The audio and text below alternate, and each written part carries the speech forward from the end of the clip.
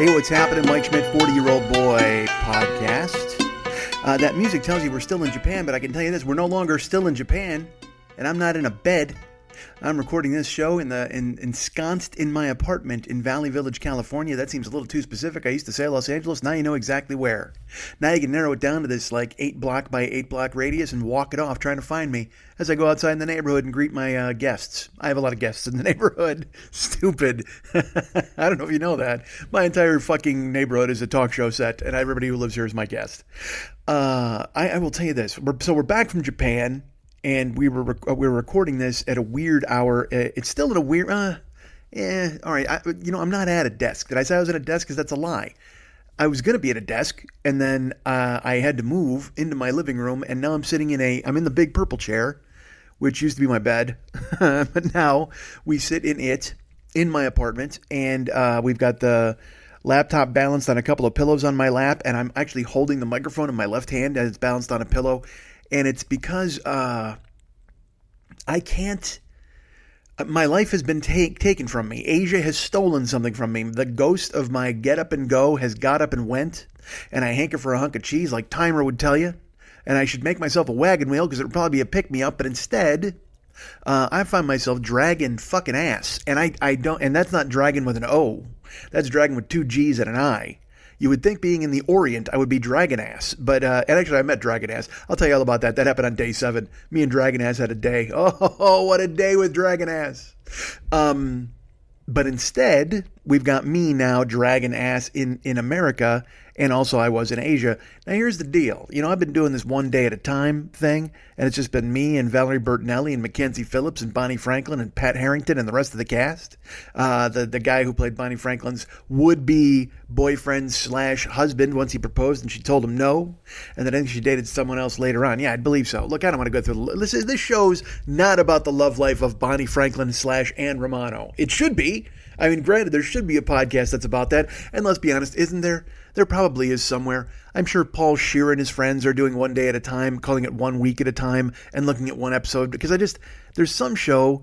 I mean, I told you I did an episode of something where they showed me a minute of the fucking Mario Brothers movie. Did I ever tell you guys that story? At Podfest last year, I sat down with a couple of people, lovely lady, nice man, and they have a podcast where they show strangers, people who've never seen it, or people who maybe have seen it and want to talk about it, 1 minute of the Mario Brothers film, and then they talk about it and what they saw and their impressions and their interpretations of what could possibly be going on in Mario Brothers land with Leguizamo and Bob Hoskins. And I dug it. I mean, I didn't dig what I watched. It was ridiculous, but I enjoyed I liked the concept. I thought it was fun. I'm like, well, if that movie's an hour and 40 minutes long, you've got a built-in 100 episodes there. And now, like I said, every other hipster in the world is doing that thing where they're like, let's take a look at Saved by the Bell 1 week at a time. Oh, isn't that interesting? I'm sure it is for some people, but I'm 50 and old, and I didn't like Saved by the Bell when it was on. I don't think I'd like it now, but who the fuck am I to say? I did a Murder, She Wrote podcast with my friend Ben. He was like, hey, dude, you should check out my show, Murder, We Spoke. And it was fun. It was fun as hell. We watched an episode, and then we talked about it on the air. So me pointing out that there's probably a 1 day at a time podcast out there called 1 week at a time is not so far-fetched. I defy you to stop scoffing, please. I demand you stop scoffing. Stop shaking your head from side to side. Stop thinking to yourself, well, Mike just created a concept that will never happen, because A, it's probably already happening, and B, if it isn't, I think I might do some research on it and start the motherfucker myself. Because this would A, allow me to binge watch a teenage crush in our friend Valerie Bertinelli. Did I say Nelly? I think I did. Valerie Bertinelli. Again, folks, my mouth doesn't work because I left it in Asia. Half of my mouth is in Asia. Getting some Asian baby mouth sauce all over me. But A, there's a childhood crush on a Valerie Bertinelli. I can talk about her and I can watch her and relive those days. And B, let's be honest, there's a really good chance I could get all of those people on my show and talk to them if I wanted to do it 1 week at a time. Certainly I could interview a Valerie Bertinelli. She'd be the tough get.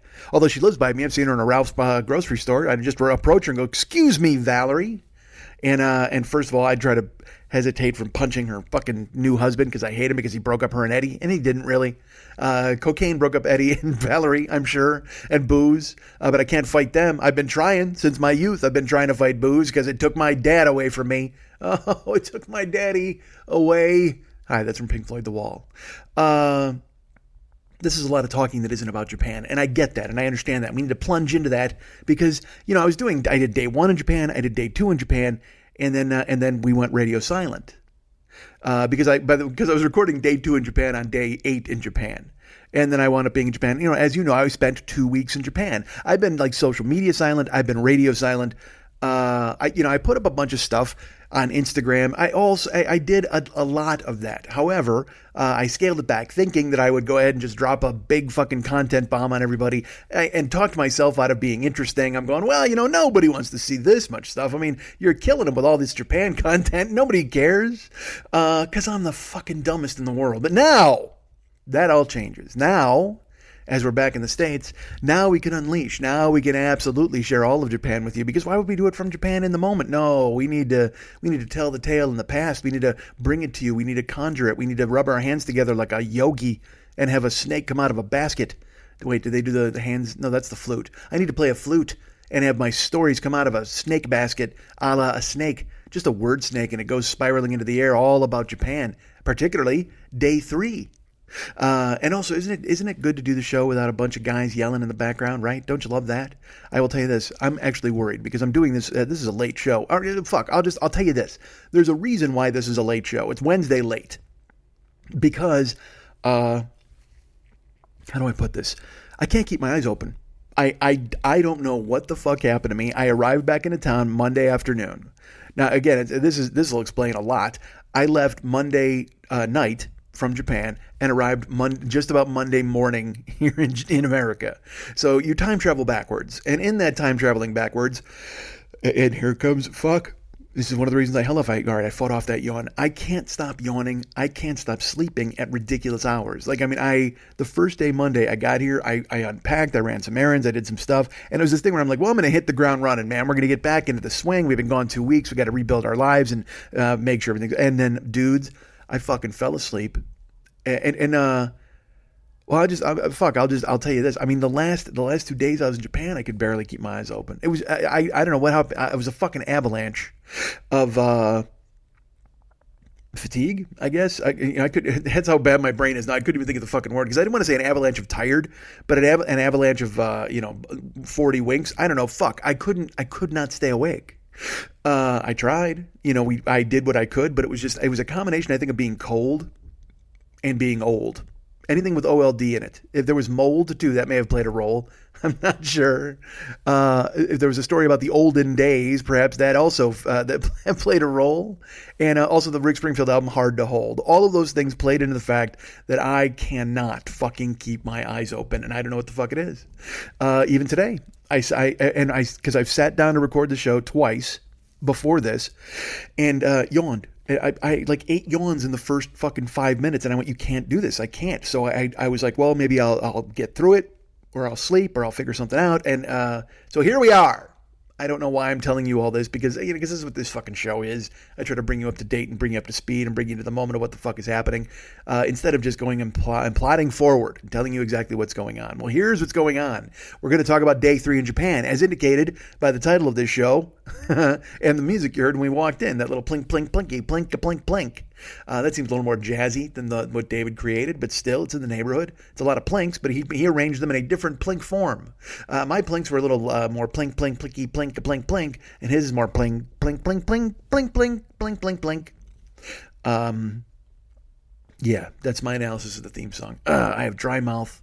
My eyes are burning. What a fucking mess. You know what I feel like? You ever see those fucking like NyQuil commercials and that guy sits up and he's like, ugh, and he sneezes and they go, oh, you can't go to bed sick or whatever the fuck, or drink NyQuil and sleep for 4 days. That's it. Even though I'm not sick, it's just this weird transference where your body goes, like I said, I traveled through time, folks. That didn't help anybody either. I just traveled through time on a fucking metal tube and arrived in America. And I'm like, all right, look at this. And I will tell you this. It was, I'm happy as much as I loved it there, as much as I want to move there, as much as I didn't ever want to come back. I will admit when I got back here, I was very happy to be in America, mainly because once I got off the plane in Los Angeles, it was 75 degrees. And when I got on the plane in Japan, it was 31 degrees. And it was like that for the entire 2 weeks I was there. And that was, but I will tell you this, it was that at night, it was 31 degrees by the time I got on the plane. However, on that Monday that I split, dude, it was 50 degrees and sunny in Japan, which is, that was the warmest and sunniest it had been the entire time I was there, because the rest of the time, and again, I didn't bring enough fucking clothing. I told you, I started to settle in to where I was wearing a hoodie and 2 flannels everywhere we went, because it was 31 fucking degrees. And I will tell you all about that as we get to those days. I don't want to give away too much. I don't want to cover too much about Japan in this, because why would I do that? Then I don't have 11 weeks of content. I know that is incorrect. I promise not to do a day Japan 11 and all that other fucking stuff. I will, but what does it matter? You just like hearing me talk. Doesn't matter to you. I mean, you'd prefer probably, you know what? I could probably stretch this season out. I could talk about Japan for 11 weeks, and then I could talk about Kuwait for another fucking 11 weeks and get us to the end of fucking year 10. And then year 11, who the fuck knows what happens? That's a coin flip. But maybe I go somewhere else in the interval. I record this. Maybe I turn this into a travel podcast. That's who I am. I'm now Mike Siegel. I'm your off-brand Mike Siegel. I'm generic Mike Siegel. But, there's a CHMIDT in there. I'm Mike Schmitty Siegel. And I just go out, and instead of travel tales, I do travel fails. How about that? Let's do that. I'll go out and do trips, and I'll just be like, oh, and then here's what happened. I stepped on a snake, and it bit me right in the thigh. And see, there's a great story about traveling to wherever has snakes. Let's go ahead and put that on the agenda. Before year 11 begins, I have to travel somewhere with a snake and get bitten on the thigh. I've got an agenda. This show's taking shape. Look at all the podcasts I've just put together, sitting here and talking to you for the last fucking 10 minutes or whatever the fuck. Sure enough, we're doing 1 week at a time. We're doing travel fails with Mike Schmidt. I'm going out. I'm getting bitten by Valerie Bertinelli on the thigh as I combine the two shows in a fantasy that I would love to have. I could, I talked about that before, like with Pam Anderson. I'm like, I could get her. Like on the way up, and she's on the way down. But then the problem is I stopped going on the way up. She's going to have to fall a lot further for me to meet her. There was no meeting in the middle with me and Pam. I've kind of stayed neutral. I'm treading water in the deep end, and she's just swimming laps around me as she bones Julian Assange and a bunch of fucking sheiks. What a mess her life turned into. I just saw her the other day, and look, ladies, I understand you're getting older. And if you made your living on your looks, you want to go ahead and try to do what you can to preserve those things. So you're, maybe you're Susan Sarandon in Atlantic City. You're squirting lemons all over your skin and trying to stay preserved. Maybe you're a reality star who goes under the knife. Maybe you Botox the shit out of your face and inflate it so it looks like a tricycle tire. I don't know what the fuck you do to yourselves, but I can tell you that Pam Anderson has decided, hey, you know what would be great? If I looked like Pam Anderson fucked a cat and had a baby that looked like it, because boy, oh boy, her face. And I'm not a guy who shame blames or whatever the fuck, beauty blames or body shames, any of that shit. I don't give a fuck. Would I still rail the fuck out of Pam Anderson? Of course I would. That's probably not the least sexist thing I could have said at that moment. But would I fuck a cat-faced Pam Anderson? I would, for God's sakes. Absolutely. Don't even step up and ask me that question. You don't even have to think about it twice. If you're at home wondering to yourself, would Mike let Valerie Bertinelli bite him in the thigh on a podcast? You're goddamn right he would. Would Mike go ahead and rail a cat-faced Pam Anderson and record it for posterity? I certainly would. I'd watch it back. I'd go ahead and fucking take her out, and I'd blast a fucking. Never mind, I can't say that. That's terrible. That's going too far. Because you know why? I got to keep it classy in case she hears this. I don't want to say something terrible and chase her completely off. I need her to be able to still, in the realm of possibility, have her go, that guy sounds romantic. And considering the fact that I'm sure Tommy Lee would regularly punch her in the shoulder just so that the bruises wouldn't show, I'm sure that I still sound like a gallant man. I mean, Julian Assange is a guy who doesn't bathe and lives in a fucking attic. That dude he's hiding from the authorities, and she's still throwing him a couple. I mean, what the fuck? Pam, I'm a free man. I can walk out of my 4 walls. I was just in Japan, for fuck's sake. I was talking to people over there all the time. I've made my footprint. Everybody knows me now in Asia. Everybody knows my name. They can't pronounce it, but everybody there knows my name. So, Pam, think about it. Throw Assange over. You could co-host 1 week at a time with me. We can get Valerie in and do a crazy 3-way of like adult Mike and kid Mike and all of his fantasies. Because look, if this show's about anything at all, it's not about telling you about the time that Mackenzie Phillips' character did drugs and then wound up becoming a druggie herself. No, this show's about me fulfilling childhood fantasies and possibly having a weird-ass 50-year-old person sandwich with me and Pam Anderson and Valerie Bertinelli, which, oh my God, sounded sexy as fuck when I was 25, but now sounds like if you told anybody about it in real life, they'd just be like, oh my God, wait a minute. You banged that the chef from Food Network and that cat-faced chick who's railing on a fucking traitor? It's like, yeah, I guess so. I guess I did. That's exactly what I did. You probably can't tag Pam Anderson now because that's where she hides Assange's secrets, is up inside of her fucking baby house. There's no doubt about it. I mean, she's just smuggling shit in and out of that fucking Ecuadorian embassy or whatever the fuck he stays. I mean, I hear stories about that dude. And again, look, I can't speculate. I don't want to get into what he does with his life. Although we even know he's a fucking shitbag, he's a bad guy, and he's got a rape allegation, so he's hiding in an embassy. If things have fallen that far for you, just find a bullet salad and eat it. Seriously, I don't know who the fuck you think you're fooling. You're the guy who might have raped somebody, and so you hid in an embassy, and then you're like, I'm innocent of all charges. However, I'm not going to leave this broom closet in the Ecuadorian embassy because it obviously proves my innocence. Yeah, sure it does. And that dude, he treats that place like he lives there. Like, I'm sure there's people having Ecuadorian business. They're talking about growing coffee or whatever the fuck they have out there. I'm sure there's some junta being planned in the side hallway, and then he pads out in a fucking bathrobe with a toothbrush in his mouth looking for a shower that works. Fuck Julian Assange. That guy's just ready, not only because he's fucking hiding from the authorities, but because he's fucking up Ecuador's mojo. They want to go ahead and try to improve their country and move forward, yet they're hiding this motherfucker in there. And imagine the circus when Pam Anderson shows up. She's got to knock on the door just like, hi, is my boyfriend here? I know he is because he's never fucking left. He hasn't left in 8 years. And imagine if you're Assange trying to ditch Pam. She's like, oh, I can't see her today. She's just annoying as fuck. And then she looks at me with that cat face and it freaks me the fuck out. And I just think of Dr. Seuss. And then she knocks on the door and he's like, I'm not here. I'm not here. You can't tell Pam Anderson that Julian Assange isn't there. Look, she might look like a cat, but she's got a brain bigger than one. So she's going to realize you can't fucking leave, dude. As you pad around the hallways, like I said, in your bathrobe, going to get coffee. Don't mind me, fellas. They're having some fucking Banana Republic meeting, like I said, where they're going to overthrow the government or a coup is taking place, and then you show up and throw popcorn in the microwave and the smell, and you burn it and ruin the entire meeting. That's why there hasn't been a junta in Ecuador. All these people are getting together in the break room to plan it, and you show up and burn the popcorn. Everybody's like, oh, fuck, we can't stay in here. And then they split, and nobody can find the right coffee house to meet in. And because, I'll tell you this, once they do meet somewhere else, once they leave the Ecuadorian embassy because you burnt the popcorn and ruined the junta meeting, you know what they do? They go have a junta meeting elsewhere, but they can't get anything done because all they're talking about is what a fucking cock you are for burning the popcorn and living in the fucking embassy, and they're wondering when the fuck you're going to leave. And also, they're speculating why the fuck Pam Anderson is boning the shit out of you and where she's smuggling the secrets out of, and how big her fucking pussy must be that you're putting in scrolls of WikiLeaks secrets up there so she can deliver them to your fucking Asian businessmen friends. And by Asian, I mean Arab businessmen. And by Arab businessmen, I mean I don't know who your connections are because I don't want to get too close to it because you know what? You get too close, you get burned. And that's all I need is a big knock on my door right now. And it's Pam Anderson in fatigues or in her barbed wire outfit. And she's got a fucking cabal of Ecuadorians who are there to drag me to the embassy. And then I wind up living with you because you need somebody to play fucking cribbage with. Fuck you, Assange. Take your fucking cribbage death squad and go and walk off of a fucking short bridge. Get off of my back, Assange. As you watch me through my webcam while I record. I was in Japan. I should probably talk about that now since I've gone ahead and scolded Julian Assange for as long as I could possibly bring myself to do so. Let's talk about day 3 in Japan, folks. Let's do that. Let's talk about, well, first of all, when I last left you, when your hero last left you, and I'm going to call myself your hero because it seems appropriate. When your hero last left you, I had spent day 2 in Japan, and we had done fucking everything.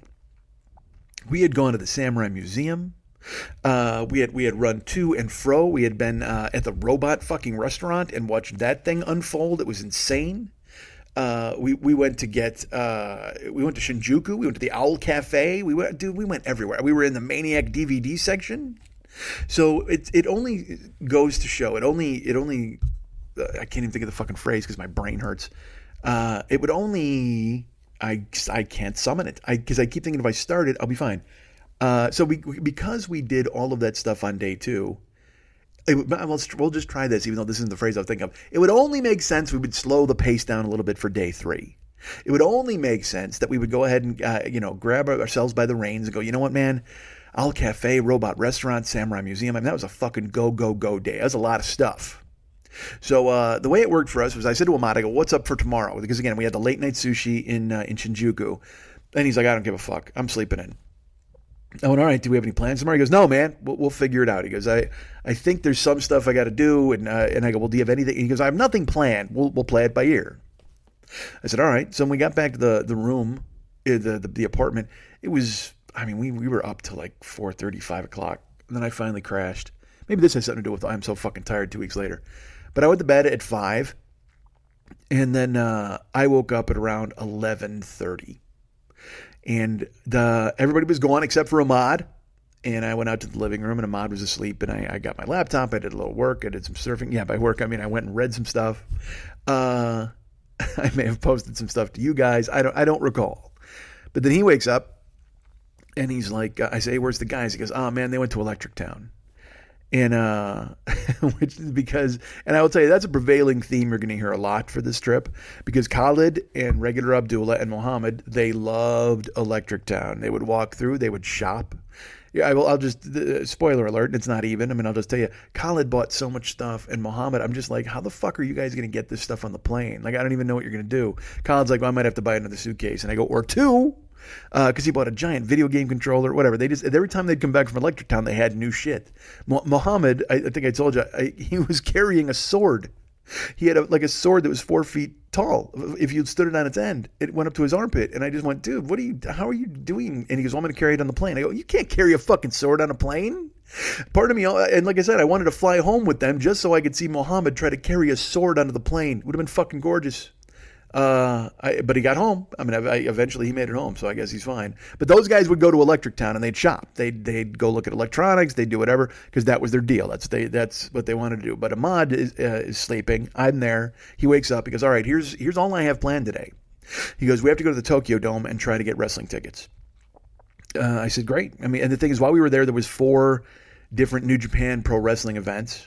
And then there was a couple of other like smaller events. So I said, let's go. I apologize. That's a lie, because I was on the computer, and he said to me, he goes, he wakes up and whatever, he starts getting ready, and he goes, hey man, I'm just going to the Tokyo Dome to get tickets. I'll probably be back in 40 minutes. I said, okay. He goes, you want to go? And I was sitting on the couch, and I had, my laptop out, and I was reading, and I had a ton of reading to do, and by a ton of reading to do, it's not a fucking necessity. It's not something where I'm like, oh my God, I've got to read this stuff about hockey. I mean, that's never the case. But in my head, I've got a series of, I got a group of websites that I go to every day, and I read basically every fucking word, and that's the shit I got to shake, because I make it a task. Like, that's my homework.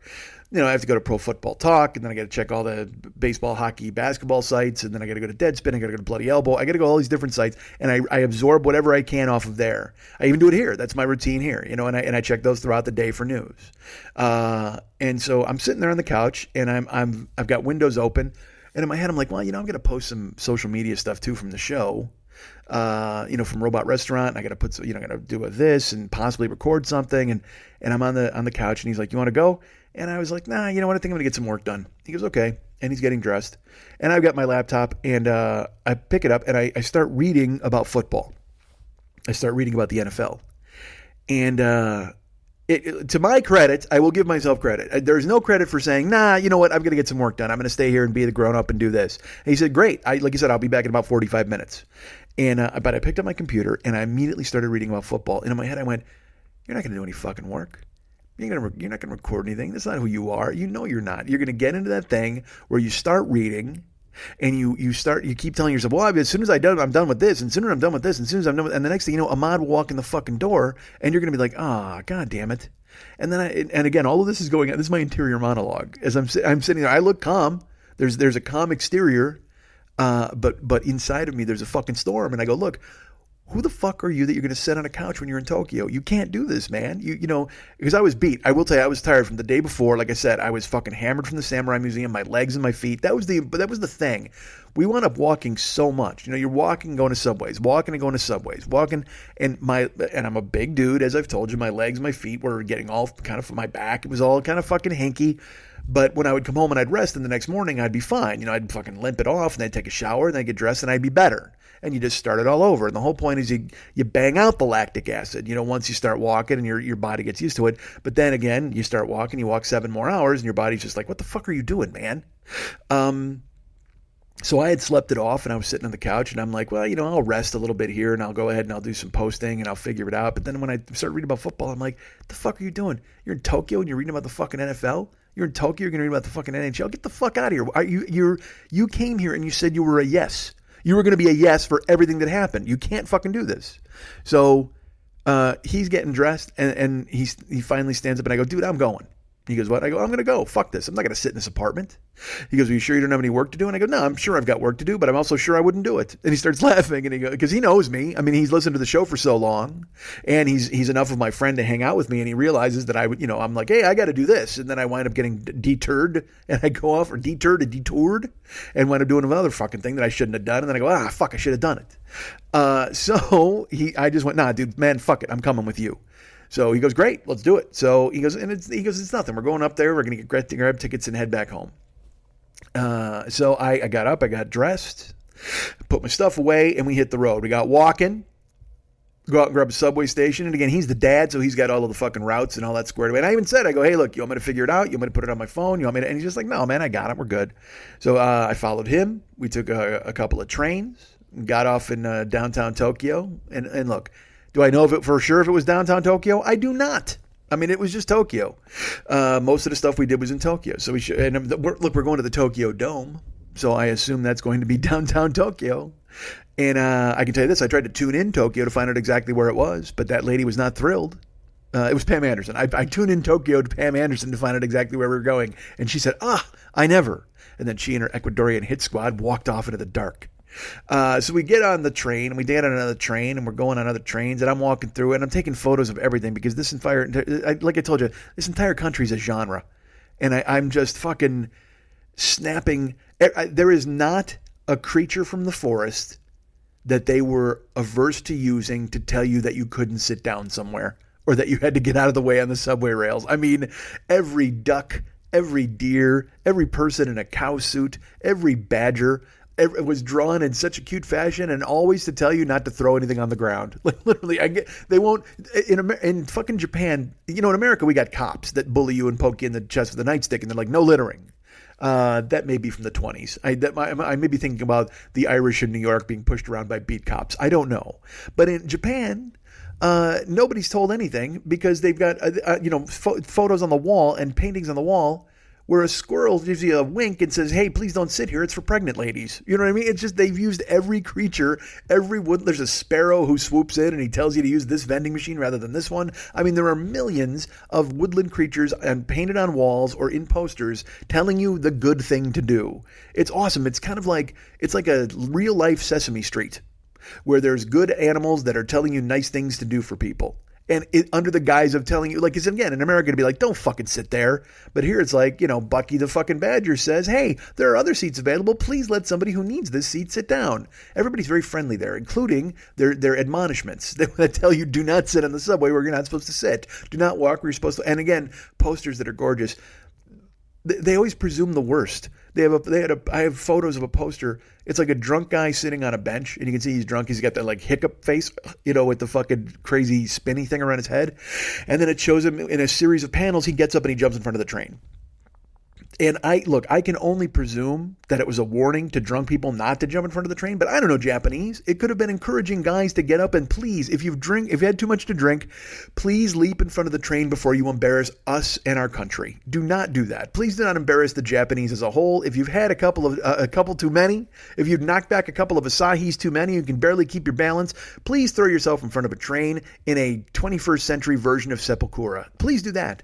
Please kill yourself in a way that doesn't involve a sword. Because you know what? As drunk as you are, you would even bring shame to the sword at this point. Use a train as your sword and leap in front of it and die. Because you're now embarrassing us as a nation and a continent.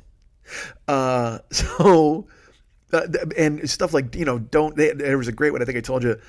We were in the subway station, and I took a photo of it. Because the escalator, it's got a guy, it had just like this big fat dude, and he's checking his phone at the bottom of the escalator, and everybody's smashing into him and falling down and getting backed up. And I'm like, they drew that for me. They totally drew that for me. Because they're like, hey, fat guy Jean who comes to town and keeps checking for directions, please move to the side so you don't humiliate yourself and ruin our citizens' progress. And everything is so meticulously timed there. Every train we took was on time. Every train, and if you got there was a train within 2 minutes. I mean, I'm so embarrassed to be an American after having been there. Like I said, I drive this country, and I drive into potholes that make me wonder whether or not it's a child's wading pool. I mean, the infrastructure is crumbling everywhere we go, and I see streets that are destroyed. And then also, people in Boston or people in Chicago, you'll know what this is. They'll set up a construction site. the Big Dig or something like that. And they're like, we got to do this. And it takes 4 years. Like I-80 used to be under construction because I would drive it for comedy when I was in the Midwest. We would drive I-80 and you'd get to Iowa or and it was always, there's the same places. It had orange cones and dudes sitting around with flags and sullen expressions and union jobs just going, we might finish this someday. And then again, we might not. I'm looking forward to the day my son gets to hold this very same sign and look at you with this world-weary face because they just seemed like stuff never got done. Well, here's a story. The last fucking Sunday we were in town, we walk outside to go out and take a walk and go places. And they've blocked off the street in front of the Airbnb where we're staying, and they're doing construction. There's probably like 12 dudes. And when I say construction, I don't mean just like 4 dudes with shovels. All right. Like I said, there's about 12 dudes, and one of them's got the jackhammer, the batting down, like that, like an actual digging jackhammer. Then there was a jackhammer I've never seen with a flat bottom that was like smushing. It smushed new asphalt, but a guy held it. It wasn't like it was like a handheld steamroller almost, but it worked like a jackhammer. I went up and down, and instead of like almost like if it was an electronic stomping machine. Okay, like if you were to stomp and smash, try to smash stuff down with your feet, that's what this thing did. And then they had a big ass, big dig shovel that, with a huge fucking crane, and it would scoop up cement. But then they had, as it dug up the cement and it made these giant blocks, there was another machine that I'd never seen before. It was a mouth. It was an electric mouth, like a monster mouth, and it would pick up the cement and chew it up, chomp, chomp, chomp, chomp, chomp, and it would crush it into small pieces. So one of them would break up the street into gigantic asphalt cement chunks, and then the little monster guy would come along and he would chew it up and he'd make it smaller so they could work with it in a different way. It was fucking fascinating. And by the way, I absorbed all this. We were only there for 20 seconds as we walked past it, but I looked at all of it and I just stared. I'm like, this is great. I mean, it was just so cool. So we went out that day and we did some things that I will tell you about later because this is supposed to be about day 3 as I cover the microphone as if I'm telling you a secret. And we were out all day. We come home and guess what, folks? Not only did they not have it blocked off anymore, it's done.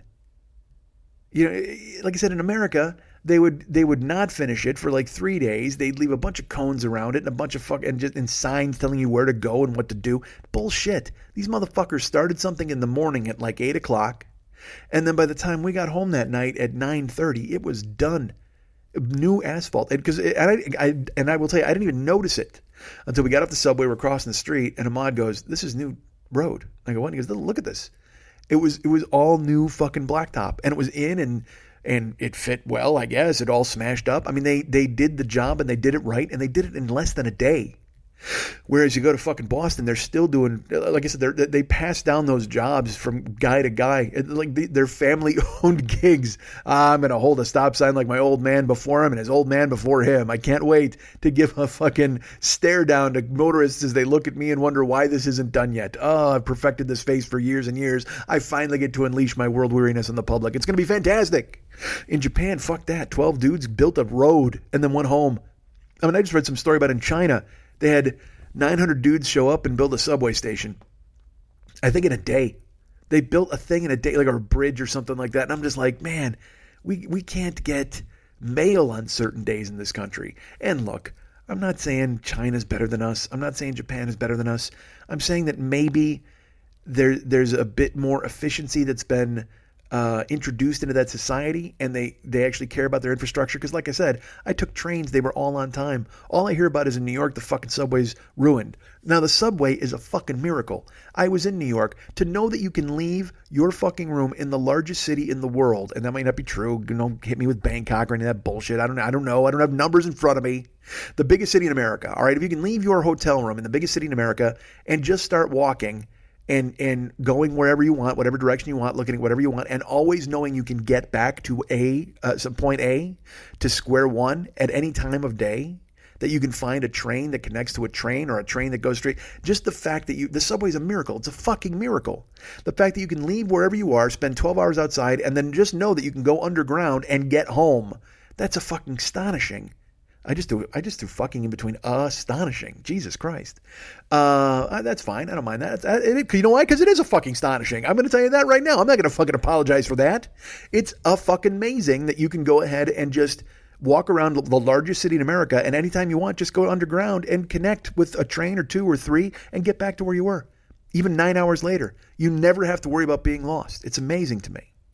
But the thing is, I'm finding out again. I'm not in New York, but I keep reading that it's a big deal now, and everybody's upset at Governor Cuomo and also the mayor. They're like, De Blasio, why isn't he fucking doing this? And they got to fix the trains. And I got to tell you, man, Japan, you could learn a fuck ton from Japan because everything was clockwork, everything was on time. I took the bullet train at one point, but again, that's something I'll have to tell you about later because it didn't happen on day 3. By the way, we're about, I don't know, like maybe a half hour into this show, and I haven't even talked a lot about day 3. All right, so, I was consistently impressed by the fact that things were so efficient there. It was astonishing to me. So we, how did I get into that? How did I spin off it and tell you about that shit? I don't know. Fuck. So we left the house. Now, I will tell you this, too. Ahmad's like, hey, we're going to be back in 45 minutes. So I didn't even fucking jump in the shower. I just threw on, and again, you're going to make fun of me because I just told you about how freezing cold I was, and I just told you how, well, here's what I wore. It's important you know what I wore. Since we're only taking 45 minutes, we're only taking like 1 train or 2 trains up to fucking Tokyo Dome. I threw on some shorts. I know you're like, dude, why wouldn't you wear jeans? I don't know, because I had been in jeans the entire day before, and I didn't want to throw them on. I don't know it was just easier. It was easier. Okay. I'm lazy. I didn't want to buckle a belt. I don't fucking know. I can't explain the reasons to you. What I had to do was, but I still had to remain warm.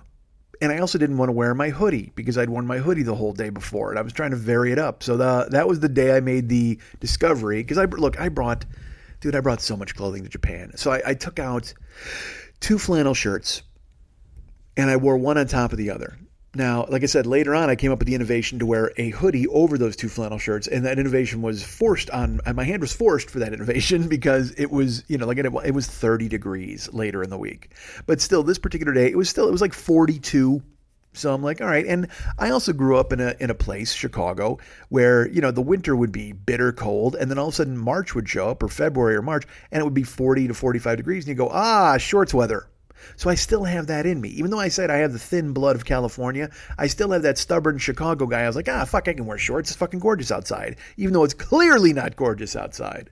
And it's gotten even less gorgeous by me wearing shorts after 6 months of never being out in the sun. So get some sunglasses, Japan, because I'm about to blind the fuck out of all you guys, especially because you're all as tall as my knee. So that's all you're going to see is these huge white trees coming at you. You got to fucking go ahead and avert your eyes. So I threw on shorts, so I got shorts, high tops, a black t-shirt, or I think I had a brown t-shirt on, and a couple of fucking flannels. And we're out walking and to go to the train and do this. And I caught up, look at myself in the mirror in a fucking, a window as we walked by. And I looked at Ahmad, I go, why'd you let me leave the house like this? And he just starts laughing. I go, dude, I'll tell you what, Tokyo, we know what we're doing. We're on our way to get fucking tickets for the Tokyo Dome. I said, however, these people are probably thinking that I'm on my way to a fucking Fuel concert with this outfit. Because I looked like early 2000s. I looked like mid 90s. I looked like I was on my way to a Godsmack show. I'm not even joking, with my fucking hair and then the 2 flannels and shorts. I mean, I can't imagine anybody out there wasn't going, oh, these guys are heading toward the Tokyo Dome. I didn't know that Lit was playing this week. I mean, Jesus fuck, did I look ridiculous. And it would make sense that Lit was there because Pam Anderson was in town to recreate the Miserable video. Of course, because she makes me come. She makes me complete. She makes me completely miserable. Stuck in a chair. Why don't I? All right, so I'm not going to do the whole song. Maybe I should. What if I did? What if I just busted it out? Because I was just in Japan karaoke style, and I was like, all right, fuck it. You got to hear the Lit song. Stuck in a chair, watching this. Oh my God, I talked myself into doing it. So we're on our way to the Tokyo Dame. We're off to the Tokyo Dame. We're going to go see her. She tells your fortune and makes you some rice. So we're walking. And the best part is we get off the train and we emerge. And I told you there's a lot of the places, like when we're by the temple and stuff, the architecture is very Japan. It's very Japanese. It's very Asian. You're like, oh, this is fucking amazing. Well, we get off this fucking train, and you could have been in any downtown in any part of the world. It's just metal and steel. I mean, there's all Japanese signs certainly everywhere, but just the feel of it was a downtown. Girders, steel, ramps, things like that. And as we're walking, he's like, I think it's this way. So you're just following the Google Maps. And I tell you, I don't, I'm not a Google Map. I mean, I love Google Maps. Like I told you, I don't understand how you could ever navigate without them, but I hate following the dots. Oh my God, I hate following the dots. Just, if you're walking, make it a straight line. Don't make it a dot. I understand it's your way of delineating, oh, look, a car is a straight line and a train is, the routes. But just make a straight line for the walking. Don't give me a fucking dots. I'm not playing Pac-Man. I'm really not.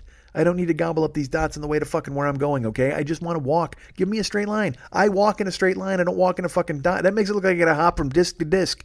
It's a video game you didn't need to make. Just fucking give me lines, okay? So thankfully, the dad of the trip, he's handling the phone. He's like, we got to head this way. We're walking, and I'm kind of like, well, you're sure? And I go, because when you get into a city with the tall buildings, sometimes it fucks with the Google Maps. He goes, no, man, we're going this way. And then as we turned, like we took a left and a straight and a left, and then all of a sudden, looming on the horizon, in between buildings, you just saw dome.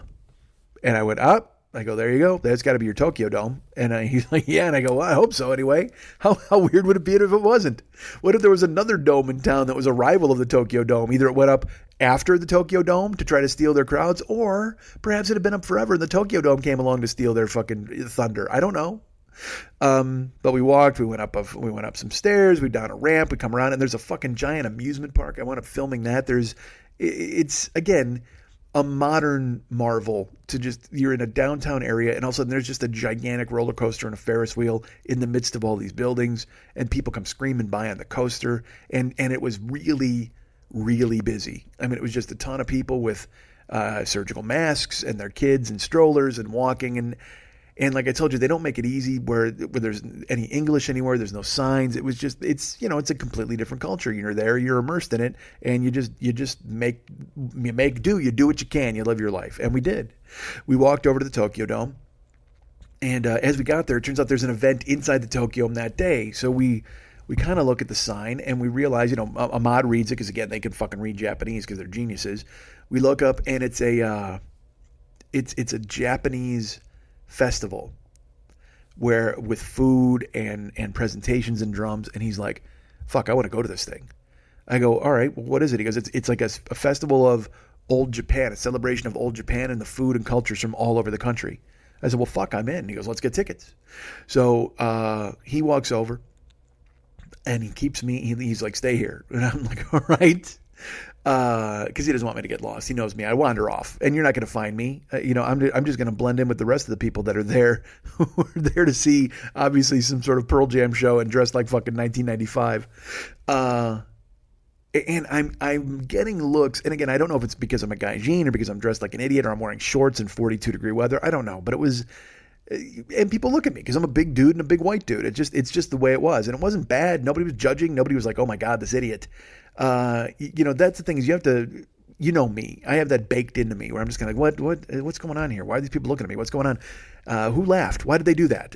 But I've grown to get that out of me. I've done a really good job of kind of changing that about myself, where I don't concern myself with people around me and their reactions and what they're saying and what they're doing. And is that about me? And do I have to get involved? Do I have to walk up and go, hey man, what?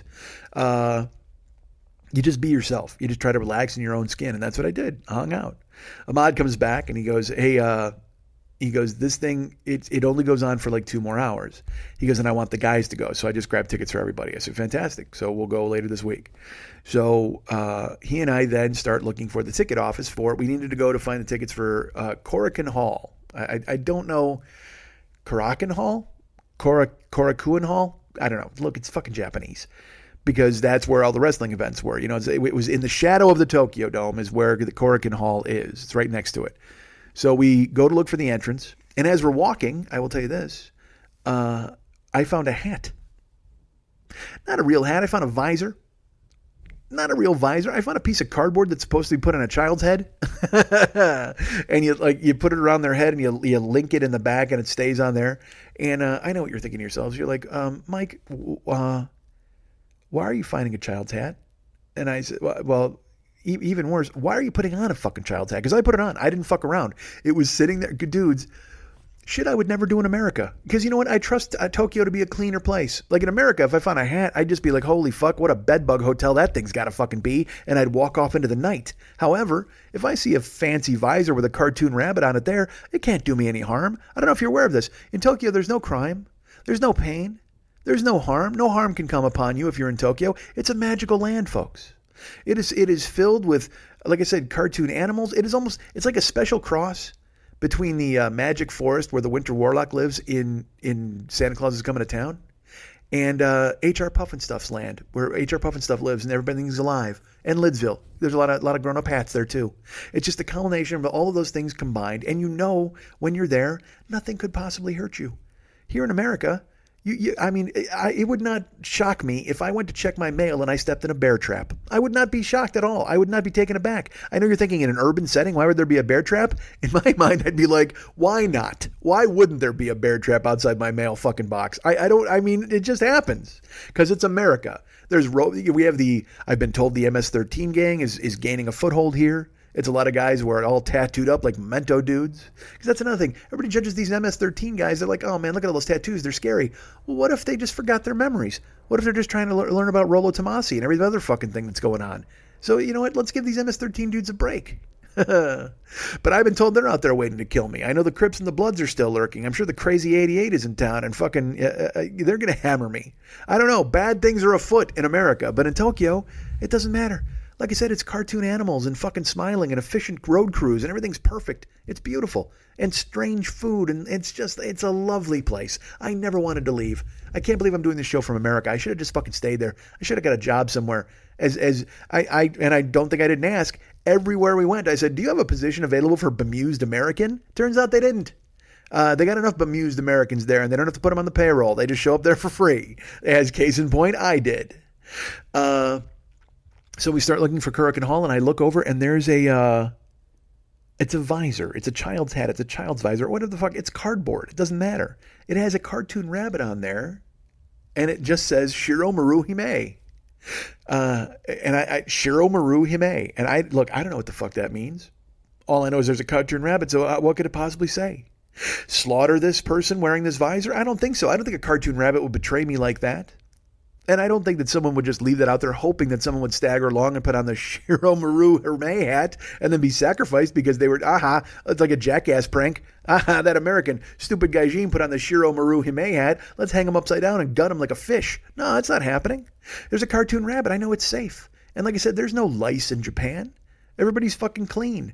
There's no bad things, no bed bugs. No, I didn't even do the bed bug check when I got to the Airbnb. And that's totally true. Because normally I would have checked all 4 fucking beds. But when we got there, I was so fucking beat. We were just like, yeah, fuck it. We stayed them. Then I crashed. I was like, you know what?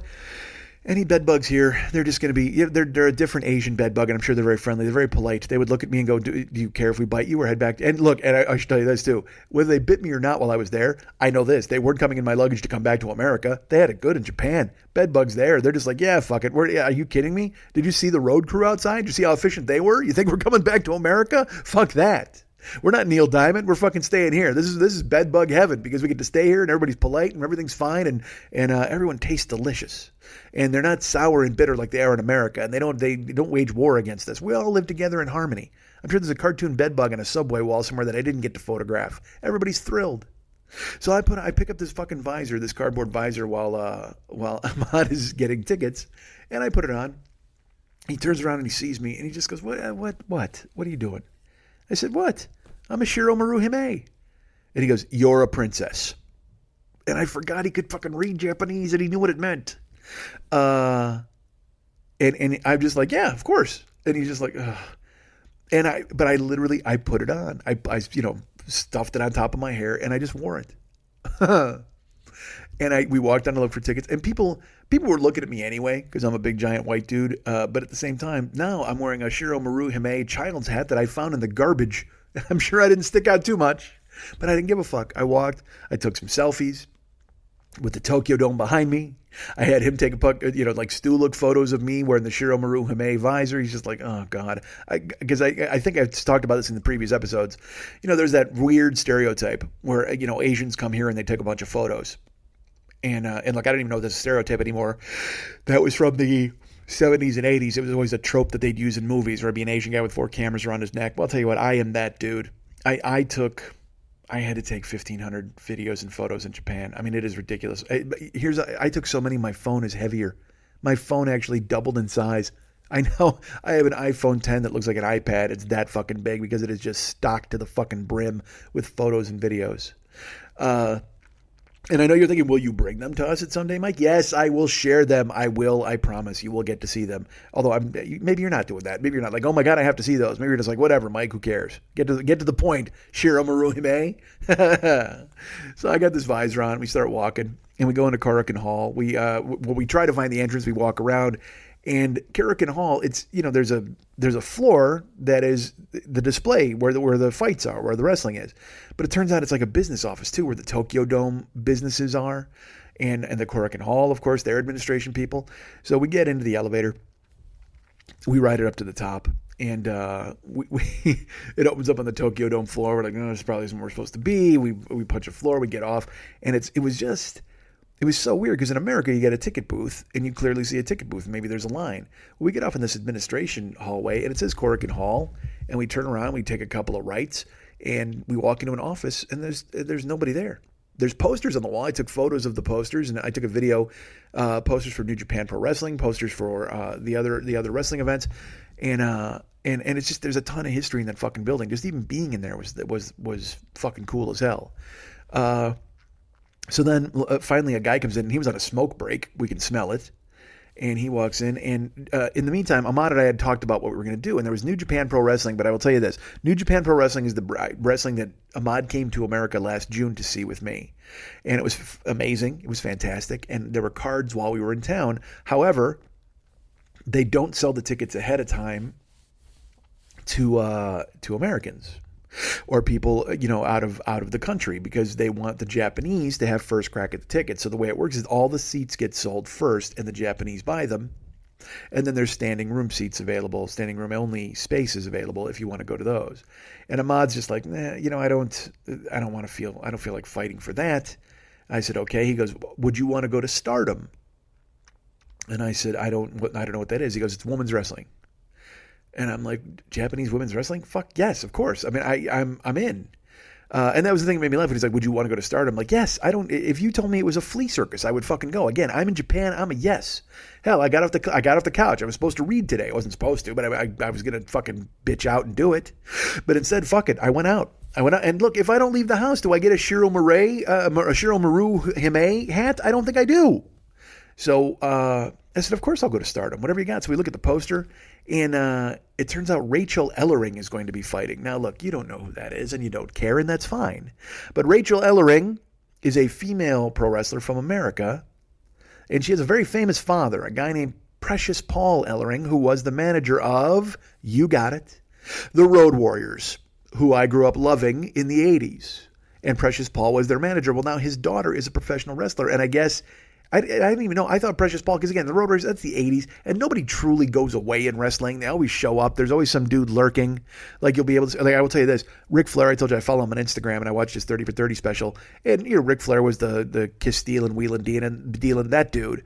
Well, now he's the, no fooling, look at him drooling grandpa guy who had a fucking half a stroke, and now his face is a little crooked, but he puts up videos of himself going, looking only as I can look. And I'm like, oh, Rick, you just stop. But he makes his money off of being Ric Flair. So he does public appearances. He goes to the Wing Bowl in Philadelphia. I mean, does all that kind of shit. He just whores himself out. Well, he put up a picture where he was at a fucking wrestling convention. I think it was in Florida or Philadelphia. And I was like, here's the original Four Horsemen reunited, or the Four Horsemen reunited. And there were so many incarnations of the Horsemen. And I told you it was Ole and Arn Anderson and Tully Blanchard and Ric Flair with James J. Dillon as their manager. You don't give a fuck about that. I get it. But he puts up this picture, and again, they've been out of the spotlight for 30 years. So you see these dudes, and they've all aged 30 fucking years. Arn Anderson and Tully Blanchard still look like themselves, except Tully Blanchard's got gray hair. Arn's a little paunchier, but they still look like, you're like, oh, okay, those guys look like normal dudes. Flair's had some problems. He's had some issues. And then there's Ole Anderson. But here's the best part. It's a convention. And Blanchard's got a blazer on. Flair's got a blazer on. James J.D. Dillon's got a blazer on. well, all right, I gave it away. Ole Anderson is there wearing like a fucking fatigues and fatigue shorts and a fatigue shirt and combat boots. And I'm like, and he's got his big burly, because Ole Anderson always had a big beard, a big face beard. And I'm like, God damn, look at Ole Anderson. I go, I thought he'd be older, but he still looks pretty ragged. And then I find out it's not even Ole Anderson, it's Barry Windham, who was also one of the Horsemen at some point. And at some point, Barry Windham turned into Ole Anderson. I don't know how the fuck it happened. If you don't remember Barry Windham, but he was like, he was 6'7", and he was a kind of a rail thin dude, and he would take Flair to fucking hour-long draws and shit like that. He was a badass. And then he wanted to join in the Horsemen, fine. But in this picture, I'm like, I don't know. I half expected him to be holding his manifesto. That's what he looked like. He looked like a dude. You know what? He retired from wrestling, and then he went and lived in a duck blind until this convention. And then he emerged in his camouflage and his giant fucking beard. And I was like, that didn't look. It looked like Ole Anderson. And Ole Anderson, he looked old when he was young. And so I was like, Jesus Christ, Ole, what the fuck? Well, then I found out it was Barry Windham, and I'm like, holy fuck. Barry Windham's got to be 20 years younger than Ole Anderson, and just look at this dude. He's just been somewhere with a shotgun in his lap, eating fucking out of a thermos for the last 30 years before he made this goddamn convention. I don't know what the hell happened. I'm sure he's a hoarder and a truther. He's got a survival thing with a bunch of canned goods. That's all Barry Windham's been doing. What have you been doing? They ask everybody else. Flair's like, well, I got my Ric Flair shop, and Ole's like, or Arn's like, I work for WWE, and Tully's like, I have a ministry. Hey, Barry, what have you been doing? I've been buying canned goods and just waiting for the ducks to come. That's it. I just want to blast them out of the sky and eat a can of fucking tin sausage. That's it. And then he made the convention because they made it worth his while, because they paid him in fucking chewing tobacco and cans of peas. That's all Barry Windham made to go to that convention. So Rachel Ellering is Paul Ellering's daughter, and she's going. And I've heard of her, and I'm excited. I'm like, holy fuck, she's going to be here. I totally want to see it. Maybe Paul will show up, and Mahmoud's like, well, Precious Paul's not going to show up. I'm like, still, I don't care. I want to see Rachel Ellering. I want to see chicks wrestling. And again, I'm not above that. I want to see girls in fucking spandex leaping on one another and in a lot of spread-legged headlocks. I like that kind of thing. So I'm like, oh man, let's fucking do this. So then the smoke dude comes in from his smoke break, and we tell him we want seats for Stardom. He shows us the seating chart, and then Ahmad picks a couple of seats closer to ringside. And this is great because again, everybody's Japanese. They know a little bit of English to get through. So he points at that, and then the guy looks up and he's like, "Oh yeah, maybe no, maybe here." And he points to different seats. And Ahmad's like, oh, okay, well, but these are seats, and he goes, they very, very narrow, seats are very, and he keeps looking at me and gesturing and going, the narrow seat is better. And I look up at him and I go, I'm too fat for those seats. And he's like took a pause. It was like there was a beat.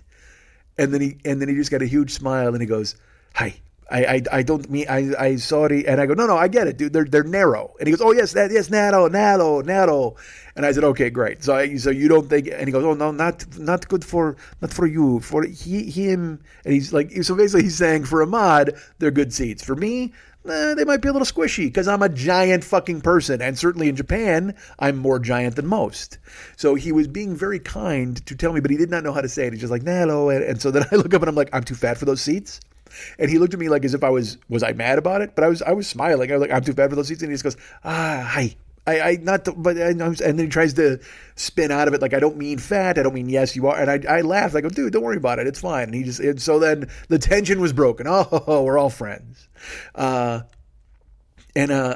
dude comes into the room, and Ahmad is picking out the seats and he's pointing, and that dude says something in Japanese to the guy who had the smoke break.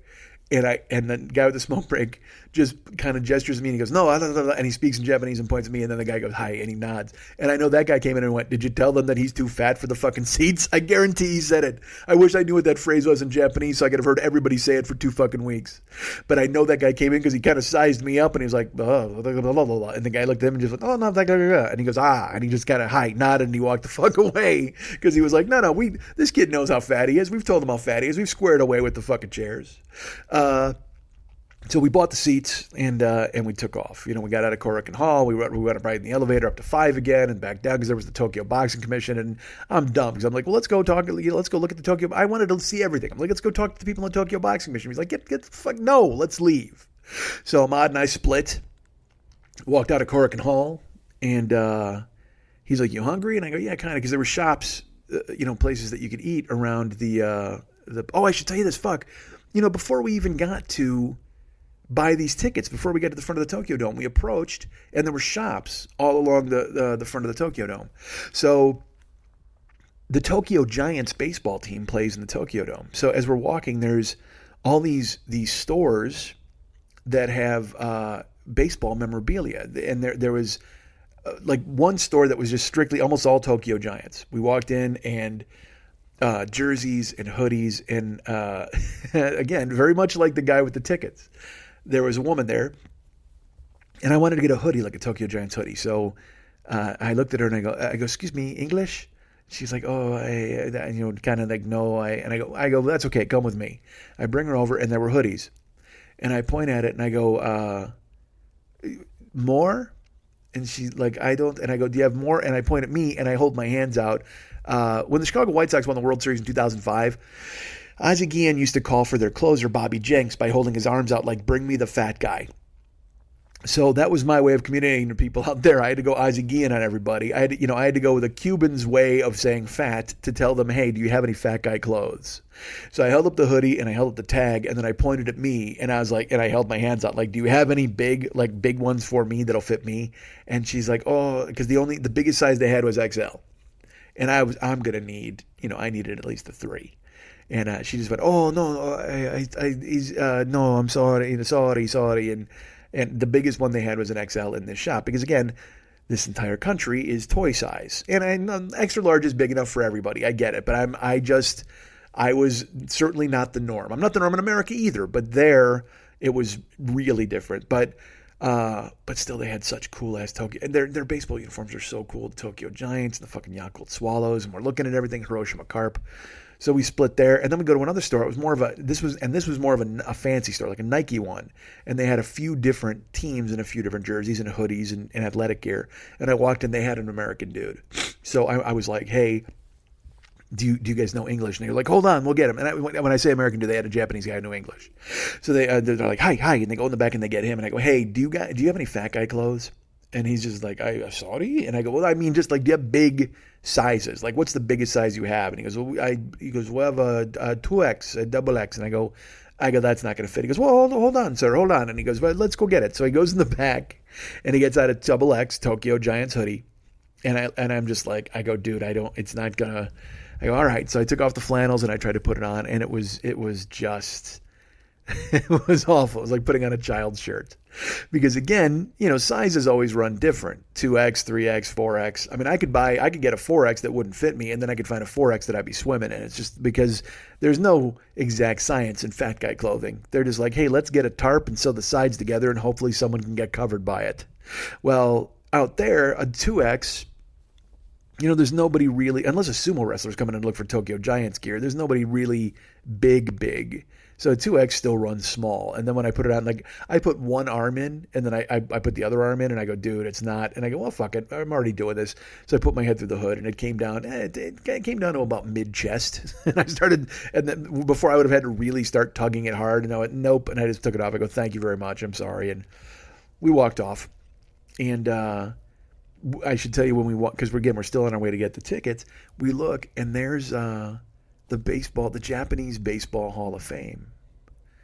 So I was like, and I looked at him and I go, "Dude, I would really love to go in there if we had time." And he goes, "Well, let's go get the tickets first." And I go, I understand if it's not your thing. And he's like, "Dude, I would fucking love it," because Ahmad loves baseball. He went to a Dodger game when he was here. He's like, "No, I would love to. We'll see if we can double back. It closes at 6. And so we walked through, and then we went through the adventures in Corrigan Hall. We bought the tickets. I became a Shiro Maruhime. And then we walked over, and the Japanese Baseball Hall of Fame, we got there, it was like 4:45. And we bought tickets. We went down, and this wasn't even on my plan. This wasn't on the list of things I wanted to do. I didn't even consider it. I didn't even think of it. I should have, because I do love baseball. It's my favorite sport, and Japanese people, I mean, baseball over there is huge. It's probably the second biggest country, where, although the Dominican and those places might be a big deal. But I mean, as far as a professional baseball league, I would say Japan is second to America for having that level. And so we paid to go in. We go downstairs, and we're greeted by a life-size display of Sadaharu O. Sadaharu O is the all-time home run king. Hank Aaron has 745 here, and then Barry Bonds broke that. Well, Sadaharu O has 846 career home runs. I mean, it's a ridiculous amount. And so we see his life-size thing, and then there are I'm not going to bore you with names, but there are tons of names you would know, guys like Kazuhiro Sasaki and Hideo Nomo. They have their own displays, but also there are guys who were just brilliant in Japanese League Baseball. And we're going to the different rooms, and I had to take 150 photos just in there of displays. They had a picture of Sadaharu O. He used to warm up he used to train in the off season with a katana sword, and he would use it to slice through rice columns or through books. Like he would cut through books with it. So they had a stop action, like 4 frames of him swinging through different things, and they had the actual katana blade. They had a base signed by Rickey Henderson to the Japanese all-time champion. They won the World Baseball Classic a few years ago, so they had the actual trophy for the World Baseball Classic and all the uniforms of every player. Ichiro, all those dudes, and all of that stuff was on display. They had high school uniforms. They had the pro stuff. They had clips of the World Series. They had this great thing. There was a home run derby, and it had a clip of these 2 dudes, and one of them won. You know what he won in the home run derby? A prize pig. So it had him collecting a prize pig, and the thing is, he was very humble and honored to get the prize pig. Here in America, it'd be like, what the fuck? Why are you giving me a pig for winning the home run derby? But that was the deal there. And then another home run derby, they had 2 dudes, and they're holding salmon that are like 4 feet long. That was their prize. They won a couple of salmon for winning the home run derby. It was fucking gorgeous. We go into a room that had a full size, an old school batting cage and a pitching machine, like a jugs machine. They had a display of a baseball diamond with a catcher mannequin, and then they had their room with the plaques. Like if you go to Cooperstown, everybody gets a plaque and they get it on the wall. Well, they had all of their guys with their plaques, and I mean, we found them and we're looking, we're matching it up, and they give you, I think Kazuhiro Sasaki is getting in this year, or he's already in. I forget who it was. There was somebody who, like a big name who's getting in this year. So they're waiting on his plaque, and they had that section marked off. And Ahmad and I are just having it was incredible. I mean, again, like I said, all the different uniforms to go, because that was the thing I loved about baseball when I was a kid, was the colors and the rosters and the records. And, when I went to Cooperstown, Jesus Christ, I was doing backflips when I was there to see Mike Schmidt. But then we're going through in this Japanese Baseball Hall of Fame, and then we come upon a room. This is beautiful. We come upon a room, there's a bullpen car, like an old school bullpen car with a baseball. The car looks like a baseball. I was like, dude, you got to get a picture of me in that. Yeah. And so I go and I climb in, and Ahmad's like, what? Yeah. He goes, I don't think you're supposed to sit in it. And I'm like, no, because we had walked in, there was a lady sitting in it. So I'll tell you what, even if I'm not supposed to sit in it, the fact that woman was in there, I'm absolved of all blame now. I can just point at her and go, hey, she did it. Although she's Japanese and not an idiot. So maybe she'd get off. But I climbed in the thing. He got some great ass pictures of me just doing a fucking stew look, like looking off into the distance. And then while he was taking the photos, some Japanese men came in, and they said, "Oh, they basically intimated you want to take a photo," and I said, "Get in here." So Ahmad gave them the phone, and we sat together in the bullpen car. And I go, "You look that way, I'll look this way," and then we did these and. The men took photos, and they were just gracious and nice. We look at the photos, and they're fucking beautiful. I have to, and they're on Ahmad's phone. He has to get me the ones of the bullpen car because they're just fucking gorgeous. But yeah, we spent it. We walked. We were in there until closing time. Just looking at displays and checking everybody out. I mean, like I said, it's everybody from Sadaharu O to everyone you could possibly imagine. All these Japanese stars, and it was phenomenal. And they're so proud of it. They're so proud of even guys like. Maybe guys who weren't really famous, but like Shigetoshi Hasegawa. He came to America and he was a good reliever, but they revere him there because, again, being big in Japan, is one thing, but then when they go off to play in the majors, because even Japan recognizes the majors that's the top of the line, that's the place, and if you go there and succeed, you've really accomplished something. So they didn't look at it like, oh, I can't believe that he betrayed us and he left the Japanese leagues to go to America, or because here you get sick of the fucking attitude. At least I do. I've talked about this before. Everybody's petty. Everybody's like, oh, I can't believe that fucking guy, he wants more money. He plays a game for a living. But in Japan, they recognize that these guys are unbelievably talented, and they take pride in that fact. So not only do they excel in the majors in Japan, but if they're able to leave there and come here and make the major leagues, they take it as an unbelievable honor that these guys came there and proved out for Japan. If you show out for Japan and you come here and you represent, there's tremendous, enormous national pride behind your accomplishment. Nobody's like, oh, I can't believe you left Japan and you went to America for the big bucks. Fuck that. They're proud of that guy because he went and he proved something and it made Japan look good. They rally behind the guy. Like I said, I read here all the time. They're like, oh, these players, they want so much money. Oh, they're such babies. I'm so sick of it. I told you, I unfollowed like fucking 20 people on Twitter just because I'm just tired of negativity. I don't want negativity anymore. I want everything to be great. Wouldn't it be great if everything was great? I want everything to be great. And I know you're thinking to yourself, Mike, you're fucking negative all the time. I'm not. Well, bullshit. You're not thinking that because I'm not negative all the time. I can go off on a rant and be pissed off about things. There's nothing wrong with that. But to be just irrationally bitter and angry about the way your life has turned or the lot you found yourself in, or to be upset about a guy, like I said, a rapper or a ball player or a singer, and you're like, oh my God, I can't believe that guy makes so much fucking money. He sucks. I'm so tired of the phrase, that guy sucks. I just can't, I've talked about it for years. When I told you, I'd be like, oh yeah, if they laugh at Cheap Trick because they play a fair, or these bands, it's always my go-to, or they say this band sucks, or rap sucks, or that music sucks. Dude, nothing sucks. If it's not for you, that's fine. Find the things you love and find joy in them. And I know I did a whole show on this before, probably several shows. This is really funny. I told you, I'm so sick of Twitter. Like I go on there and I have to stop reading it. I'm like, I get sucked in. Facebook does this thing, this on this day remembrance. And on this day in 2011, I forget when it was yesterday, I think, on this day in 2011, I wrote, Twitter is the human centipede of media. I mean, even 7 years ago, I was tired of it. And yet all I've done is now immerse myself in it more. I need to fucking extricate myself. I need to back the fuck off. And so I don't like bitterness. I don't like that guy sucks. I'm so tired of that stuff. And so to be in Japan and to go to their baseball Hall of Fame and to see the reverence with which they treat guys who left, because normally people will be like, oh, I can't believe they left. Whenever anybody signs a new team here in America, traitor. Oh, you're a traitor to your team. I can't believe it. Why don't you play for the love of the game instead of money? Fuck that, dude. If you had a chance to go double your salary at a different job, you'd do it in a fucking instant. Don't hang that on these guys because that's their fucking job. To you, it's a game. To them, it's their fucking job. And in Japan, to see the pride and the reverence they had for people who left Japan and came to America, rather than treating them and ostracizing them as some sort of bad guy who left Japan in the dust and treated Japan poorly, they take pride in the fact that they came here and they excelled because it made it look good for Japan. It proved that they had quality ball players who could produce on the biggest level, on the highest stage. I felt joy. I felt their joy. I love joy. I felt their joy over Ichiro. I felt their joy over, Kazuhiro Sasaki and these other players. It was great. It was phenomenal. I loved it. I was so happy. So we closed the place, man. We walked around. We looked at a bunch of different stuff and it's 6 o'clock. We walk out. He's like, I'm still hungry, man. I said, all right, so am I. Let's do something. So he the dad of the trip, gets his phone out and he Googles and he looks.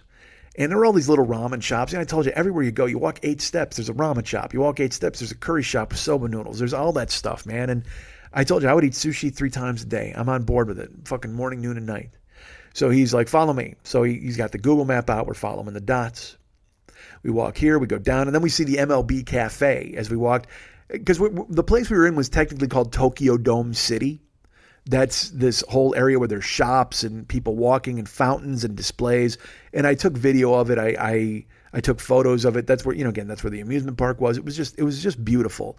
Even for being a downtown and gray, it was still beautiful because it was vibrant and alive. People were down there spending time and look, somebody left me a Shiro Maruhime hat. I had to put it on. It was gorgeous because that's another thing. We're walking around. So we see the MLB Cafe. I poke my head in there because I think there's going to be these, amazing displays. It's just a Hard Rock Cafe of baseball, but it's still fun. They had some memorabilia in there. We checked that out. We took a quick, we were only there for like 2 minutes because once I walked in, I go, dude, they're just selling cheese sticks. Let's get the fuck out of here. So we did. And we start walking, we're going, we're moving, we're zooming, we're looking, we're going. We get into the Tokyo Dome Hotel. And Ahmad is like, all right, it's supposed to be right in here, but I can't figure out where. And I said, all right, well, take a look. And I sat down on a bench next to a woman and her grandfather. I'm going to assume it was her grandfather because she was probably like 35 and he looked to be about 75.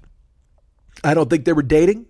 But again, the language barrier didn't let me pry into their private lives as much as I would have wanted to. And God knows I would have wanted to, right? Don't I do that all the time? I walk around and go, hey, is that your grandpa? Oh, are you dating that guy? Sure I do. I want to go ahead and make a fool of myself. I'm the ugly American.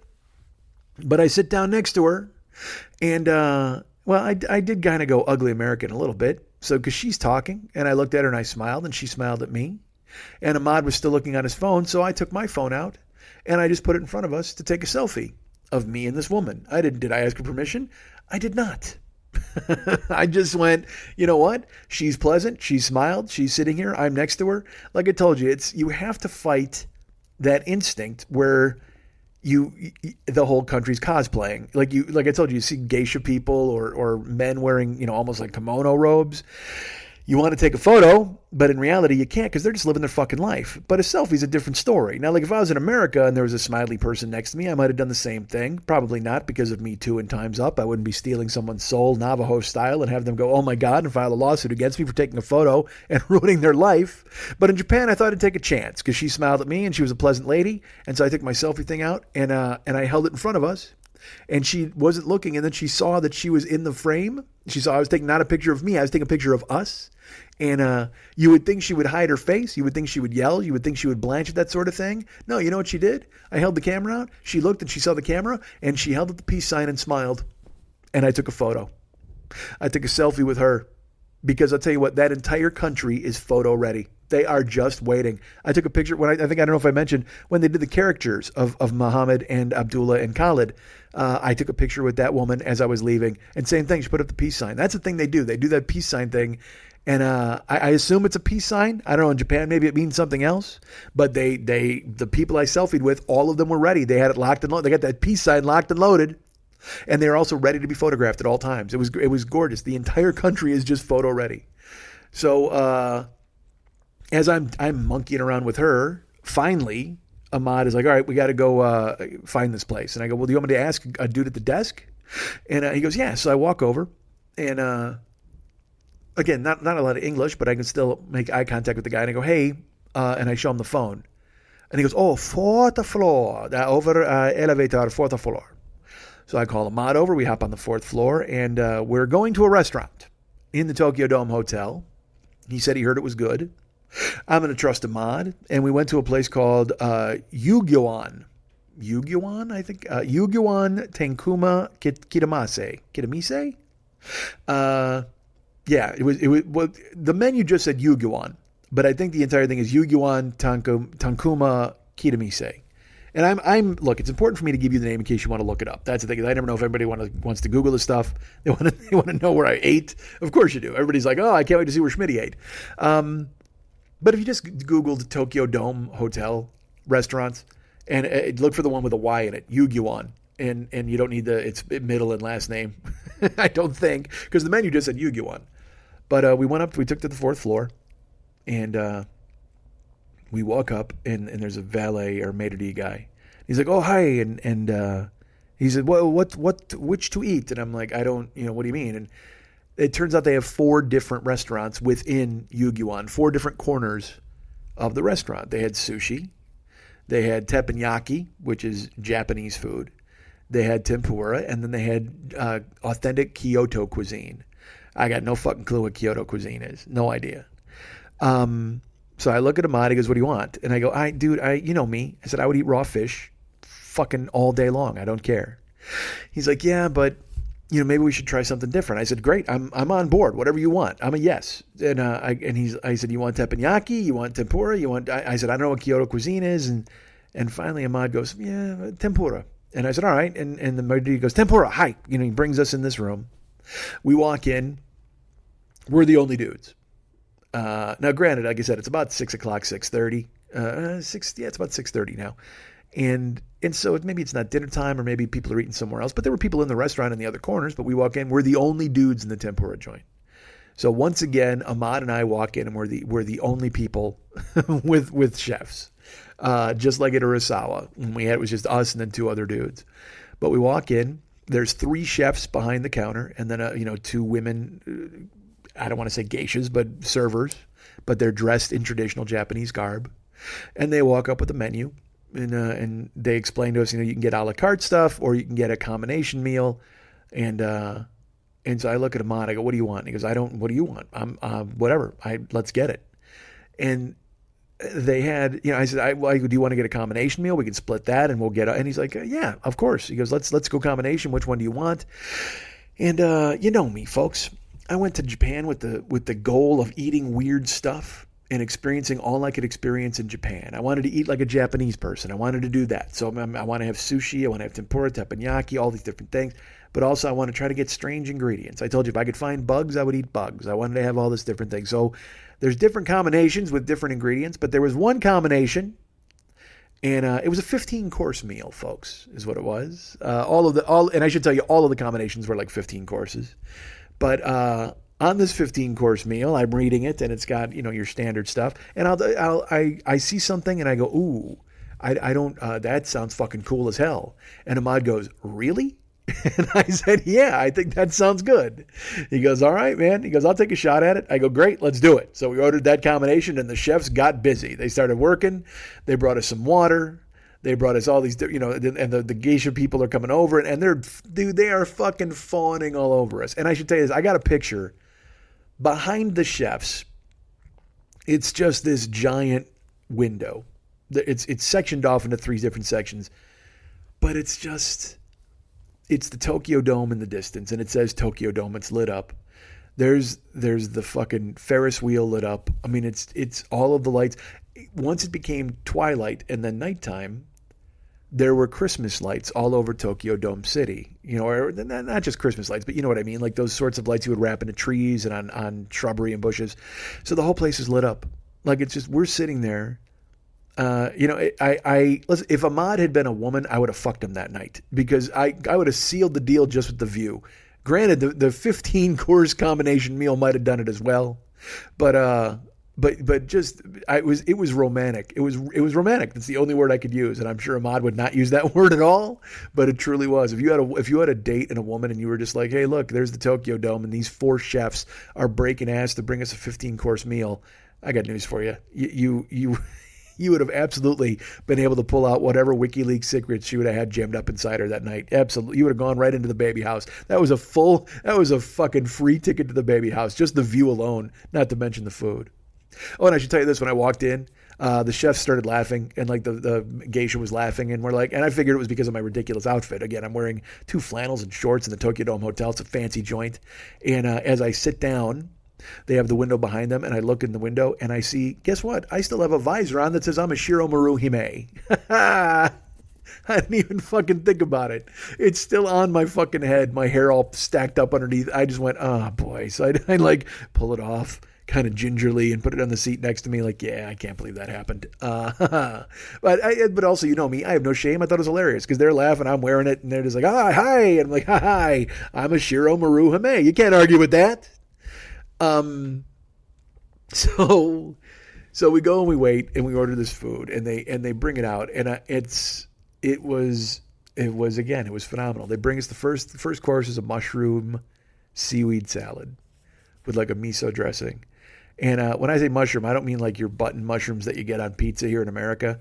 It was the little tiny mushrooms. Like I don't know. Look, I don't know all the variations of mushrooms. It might have been matsutake mushrooms, and it was all these little ones thrown in with kelp and seaweed and dressed, and we ate that. And then the next course was sashimi, so it was actual like raw fish. So I got my raw fish, even though we didn't go to the sushi section, and it was tuna and squid and horse mackerel.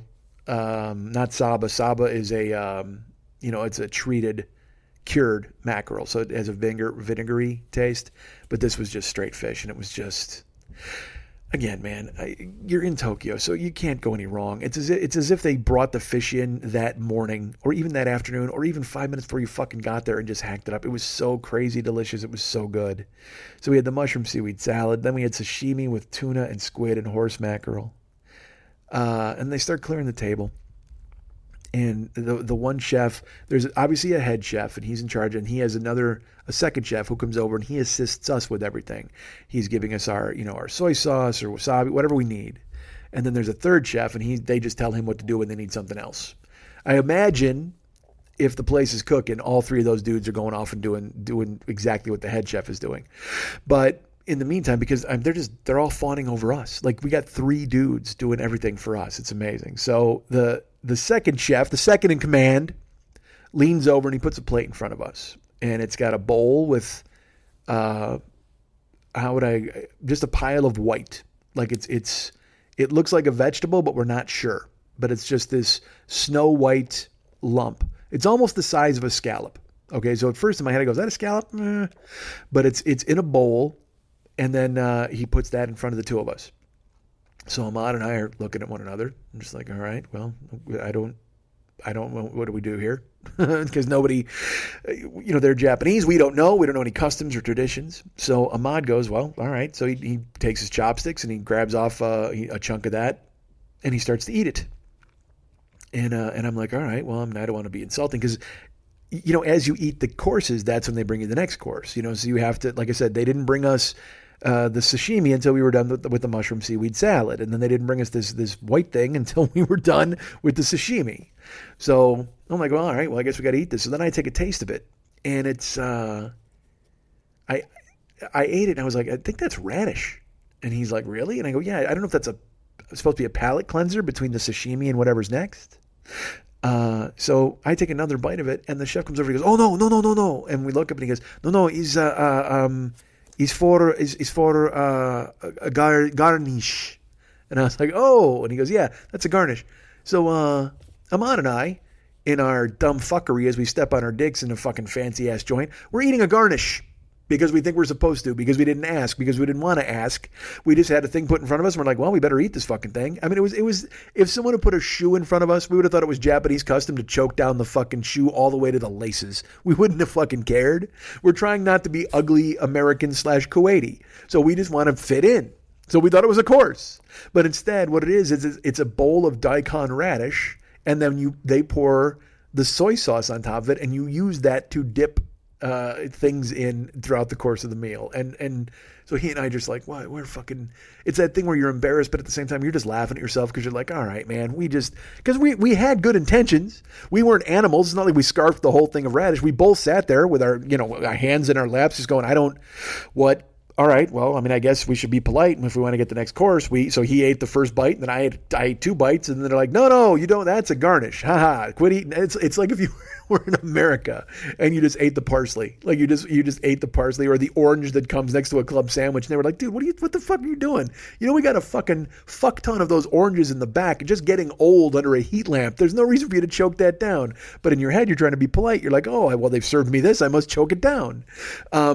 But it was fresh. I mean, it was fresh daikon radish, and then what they do is they pour soy sauce on it. So the chef comes over, then he brings over more condiments, because that's what it was. It was a fucking condiment, garnish/condiment. So he pours the soy sauce on the daikon, and then he gives us a plate that has 3 powders on it. Not powders, salt. It had white salt, regular white salt, table salt. Not table salt, but like rock, whatever the fuck salt it was, fancy salt. Then they had a yuzu salt. So yuzu is a Japanese citrus that's fucking unbelievably delicious, and I would eat it by the handful if I could find it here. I probably could at an Asian market, but don't fucking yell at me. But they had white salt, yuzu salt, and then they had green, this really intense green. This was powder, and it was matcha powder. I knew that because, dude, there's matcha. They had matcha Kit Kats over there, and I'll get to that in a later episode. But he goes, yuzu salt, white salt, matcha powder, and then he gave us the condiment, and he said, we will, you use for dipping into with, what we prepare. And we're like, all right, great. So the first thing they bring us is because again, it's a tempura restaurant. So as they're setting us up with the mushroom seaweed salad and the fucking sashimi, they're preparing all of the fresh things that they're going to tempura for us. So, you can hear them, they're frying it. And it's not, and I tell you, it's not like a whole, you fry shit in America and it just smells heavy. But it's just light. We can just hear the bubbling. And then they come over and he puts in front of us fresh prawn, 2 pieces. It's got the full body of the prawn and then the legs of the prawn they've made. It's a crunchier piece. Now, I've done that here. I've had live sweet shrimp at my sushi place, and they break the head off. They fry the head. They bring you the body. The body's raw, but then they fry the head. Well, this is all tempura. It's a fresh prawn body as well as the legs. And So, and he says, use the white salt. So every time he brings us a dish, again, because probably, look, I don't know if they do this for everybody. They might not, because everybody might know how to eat. But Ahmad and I wander in there like a couple of fucking hobos, so he feels he's got to give us a schematic on how to eat every goddamn dish, because the two of us are eating a fucking condiment out of the bowl like animals. So instead, he comes over and he's like, fresh prawn, white salt. So you have to take the prawn and you dip it in the white salt and then you eat it. And again, unbelievable fresh prawn. I mean, it's so fucking delicious. It's so good. And then the legs, as I've said before, if you get the chance to have fried shrimp heads, do it. Yes, there's eyeballs. Yes, the face things are pointy. Just crunch them, so they don't stick you in the mouth. Whatever the fuck. Eat fried shrimp heads. It is truly the best bar snack you will ever have in your life. Better than a fucking chicken wing, better than a bowl of fucking salted nuts, better than potato chips. Fried shrimp heads, because they still got the brain in there, but they're crunchy and they're briny, and it still tastes like shrimp and the sea, but also it's creamy because of the brain. And I'm sorry you're eating a brain, but it doesn't fucking matter. If you don't think about it, it's unbelievably delicious. And putting the white salt on it just fucking sold it right down the goddamn river. It brought it home. It was a goddamn home run. You should put a plaque of that fucking shrimp with white salt on the wall in the fucking Japanese Baseball Hall of Fame, because Sadaharu, if he ate this fucking thing, would have 847 home runs on his fucking docket, because it was goddamn great. But eat fried shrimp heads. I cannot stress it enough. It's unbelievably delicious. So we eat the prawn along with the body and the legs. I mean, it's so good. Now, the next course... This is the course I saw on the menu where I went, hey, they have this. And Ahmad went, seriously? And I said, yes, why don't we try that? He went, seriously? I said, of course. He's like, all right. Because you know me, I told you, I was embracing the odd. I wanted to be as Japanese as I fucking possibly could. I wanted to have whatever sounded good, whatever was different and weird, something I'd not had before. I was going to get it wherever we were. If I saw something on the menu that was out of bounds or a complete mystery, I wanted it. So they brought over a bowl, like a clay pot that was simmering, steaming, and on two bowls for us, because they were going to serve us from the clay pot. And when they opened the clay pot, there was a broth. There was some vegetables. There was probably some daikon in there as well, some potato, perhaps some other vegetables, some onions, some aromatics. But the star of the dish, amidst the broth and the vegetables, sat in the middle of the bowl. It was right there. It was staring at both of us. And not literally staring. In Japan, that could happen, but this was not staring. But it was there. It was lurking. And Ahmad saw it, and I could almost hear him swallow hard. Gulp. Because there, in front of us, in the clay pot, ready to be served to both of us in our tiny bowls, was a soft-shell turtle hot pot. Oh, God, folks.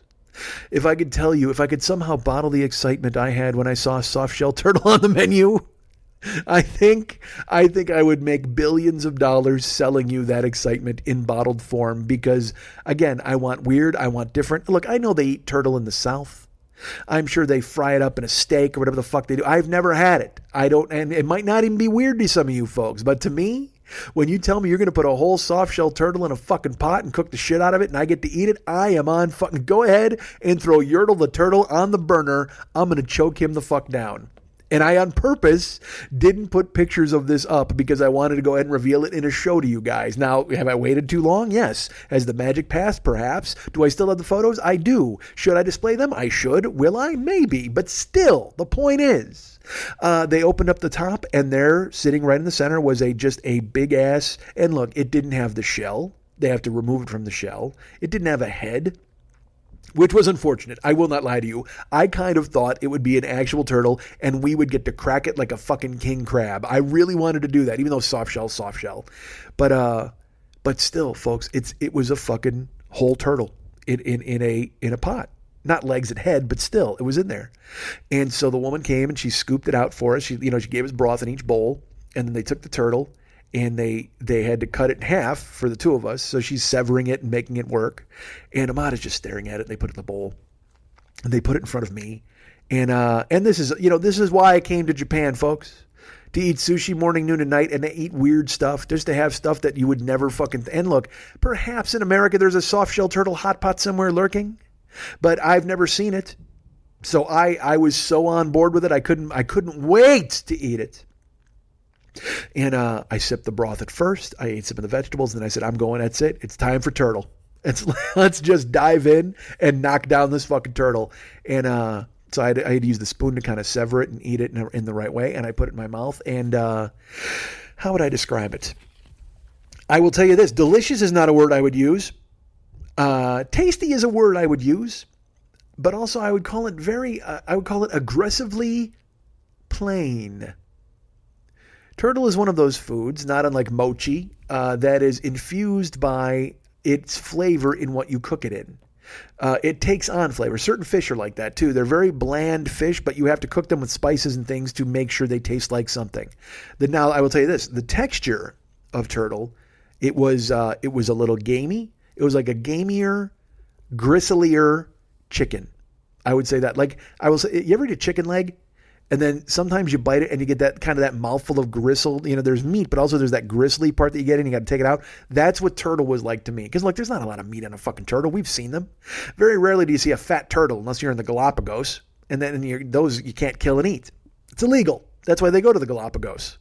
You know, if a turtle's born in New Jersey, he literally is like, I got to get to the fucking Galapagos before they eat me or some kid steps on me or someone cracks me with a hammer. I got to get the fuck out of here because that's their finish line. That's their heaven. Everybody here talks about heaven and Jesus and the pearly gates. There are actual pearly gates outside the Galapagos Islands, and these tortoises have to cross it like a finish line, and all the other tortoises say yay. Now, granted, it takes 4 hours for them to say yay because turtle's very slow, but still, that's what a tortoise wants to do. So his whole goal is to get to Galapagos so he doesn't get eaten. Well, this dude in the pot was not lucky enough to get over there. But he was gristly and he was a little chunky and gamey and a little chickeny. I've never eaten alligator either. I mean, I've had alligator bites, which aren't real. They're all fried. All you're eating is cornmeal at that point with a hint of alligator. It's like they take cornmeal and they wave it past an alligator's face, honestly, and then they just fry it in a fritter. That's that's cheating. You got to have, you know what you need? You need a whole goddamn turtle in a hot pot. That's when you know you're eating turtle. Fuck anything fried. This thing was steamed and boiled and cracked and opened and torn apart. I need torn apart turtle. I don't want sectioned turtle. I don't want frozen turtle that you throw in a fucking fryer and you hide all the turtleness. I want to taste the sloth. I want to taste the slowness. When I eat a turtle, I want to bite it and go, this is the slowest creature known to man. Oh, fuck yeah. I want to eat that fucking thing and realize just how slow it is. But I ate it. I choked it all down. I ate my soup and I look over and Ahmad, he had a different idea of the turtle. And by different idea, I mean, he hasn't even touched it. And I look at him and I go, dude, what are you doing? And he goes, you know what? I can't. I go, what do you mean? He goes, I can't eat the turtle. I go, why, dude? I go, that's why we're here. That's why we're in Japan. We're in Japan to have things like turtle, to eat different crazy stuff. And you don't want to insult your hosts. You got to choke down this turtle, man. This is what we came here for. And he looks at me and he goes, I'm not sure turtle is halal. I didn't even fucking think about that. Because again, I'm an idiot. I can put anything I want in my mouth. I could walk, if there's chewed gum on the road and I'm like, well, that seems like something I could give a day in court. I could throw that in my mouth if I want to. I don't have to think about what my Jesus thinks about my dinner. I just don't. I don't have to look to the great prophet Muhammad, blessed be upon him, and go, hey, can I eat this turtle? I don't have to go ahead and consult the Quran to determine whether or not I can eat a sandwich. Unfortunately, or fortunately, I don't want to judge, but that's how those guys are. I told you they had to find halal joints. We had to go search for the curry place. Well, when we ordered the turtle, it was a hard sell. I had to convince him, and finally he goes, all right, let's get it. And then unfortunately it fucking comes. The guy can't even eat it. Now look, do I think maybe Ahmad was hiding behind the halal shield to make sure he didn't have to bite into a turtle? Perhaps. He might have been that guy. He might have said, because again, there might be those people, that used to be a running joke in America. Nah, it's against my religion. I can't do it against my religion. Maybe eating turtle is against his religion. I don't know.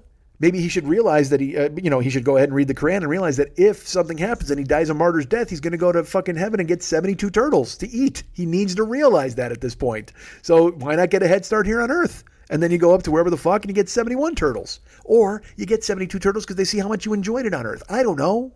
All I know is he's looking at me like, again, it could have been a lie. It could have been an excuse, but It's one I can't argue with. Again, the man eats halal. I can't get in his way. So I just looked at him and I go, oh man, seriously? He's like, yeah. I said, dude, that must be such a drag to have to worry about what Jesus thinks about your soup. And he goes, well, do you want mine? And I was like, fuck yeah, I can't let it go to waste. And look, I will tell you this. I did not eat his turtle soup because it was delicious. I did not go, my God, I can't stop eating this. I just didn't want it to go to waste. And I also didn't want to look like a terrible person at the fucking table who just went, I can't eat your turtle. We ordered turtle for a goddamn reason. I'm eating the whole fucking turtle, bones and all. I don't give a fuck. It's there. It's going down. So, and I got a photo. I have a photo of the turtle soup. I'll show it to you. But I took it out and I ate it, and I ate his too. And it was interesting. I'm glad I ate it because I can say I ate it. Do I think it was delicious? Absolutely not.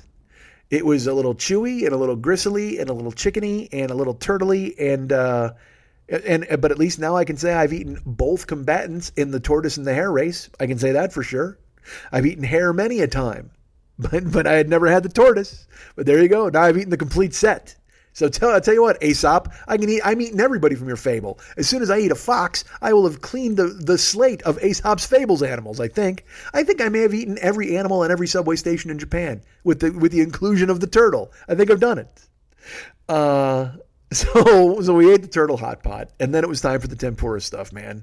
We'd already had the fresh prawn, but then they brought us white asparagus with white salt, which was delicious. The scallop, he told us to put in the yuzu. And look, white asparagus, it's one of those things where you're just like, it's fucking asparagus. But then you eat it, it's so much more than asparagus. Because we have, you have green asparagus here and it's thin and people want to eat just the tips and they don't want to eat the stalks. I mean, I eat the whole fucking thing. I just like asparagus. But white asparagus, it's bigger around. You know what I mean? It's got girth, it's got heft. It's bigger than green asparagus. Because I'll tell you what, if you get green asparagus and it's big and thick, you're like, fuck, that's not good. You want the dainty little reeds of asparagus, stalks. But white asparagus, it's as big around as my index finger. And they give us that, and you bite it, and it's crisp and crunchy, even though it's tempura. Because again, tempura is magic. You get some fucking club soda and you put it in the batter, and it's so light and airy.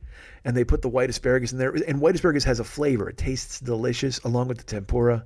So we chew that up, and it's so damn good. Then the scallop comes, and that's with the yuzu.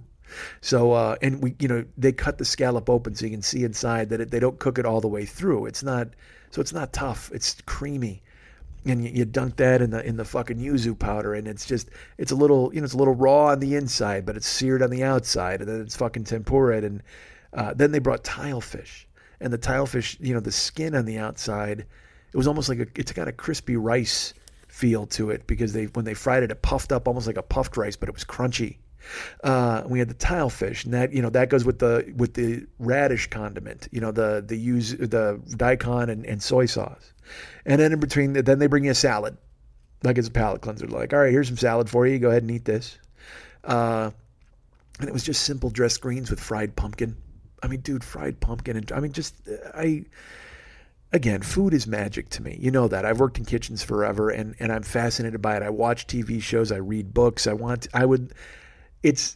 It's the bane of my existence that I'm too lazy to be good at cooking. I mean, I can follow a recipe and I really like to do it, but then in my mind it's that, well, then there's the cleanup and I don't have enough room and I need good knives. I mean, I always find I give myself excuses to not do things and to fail.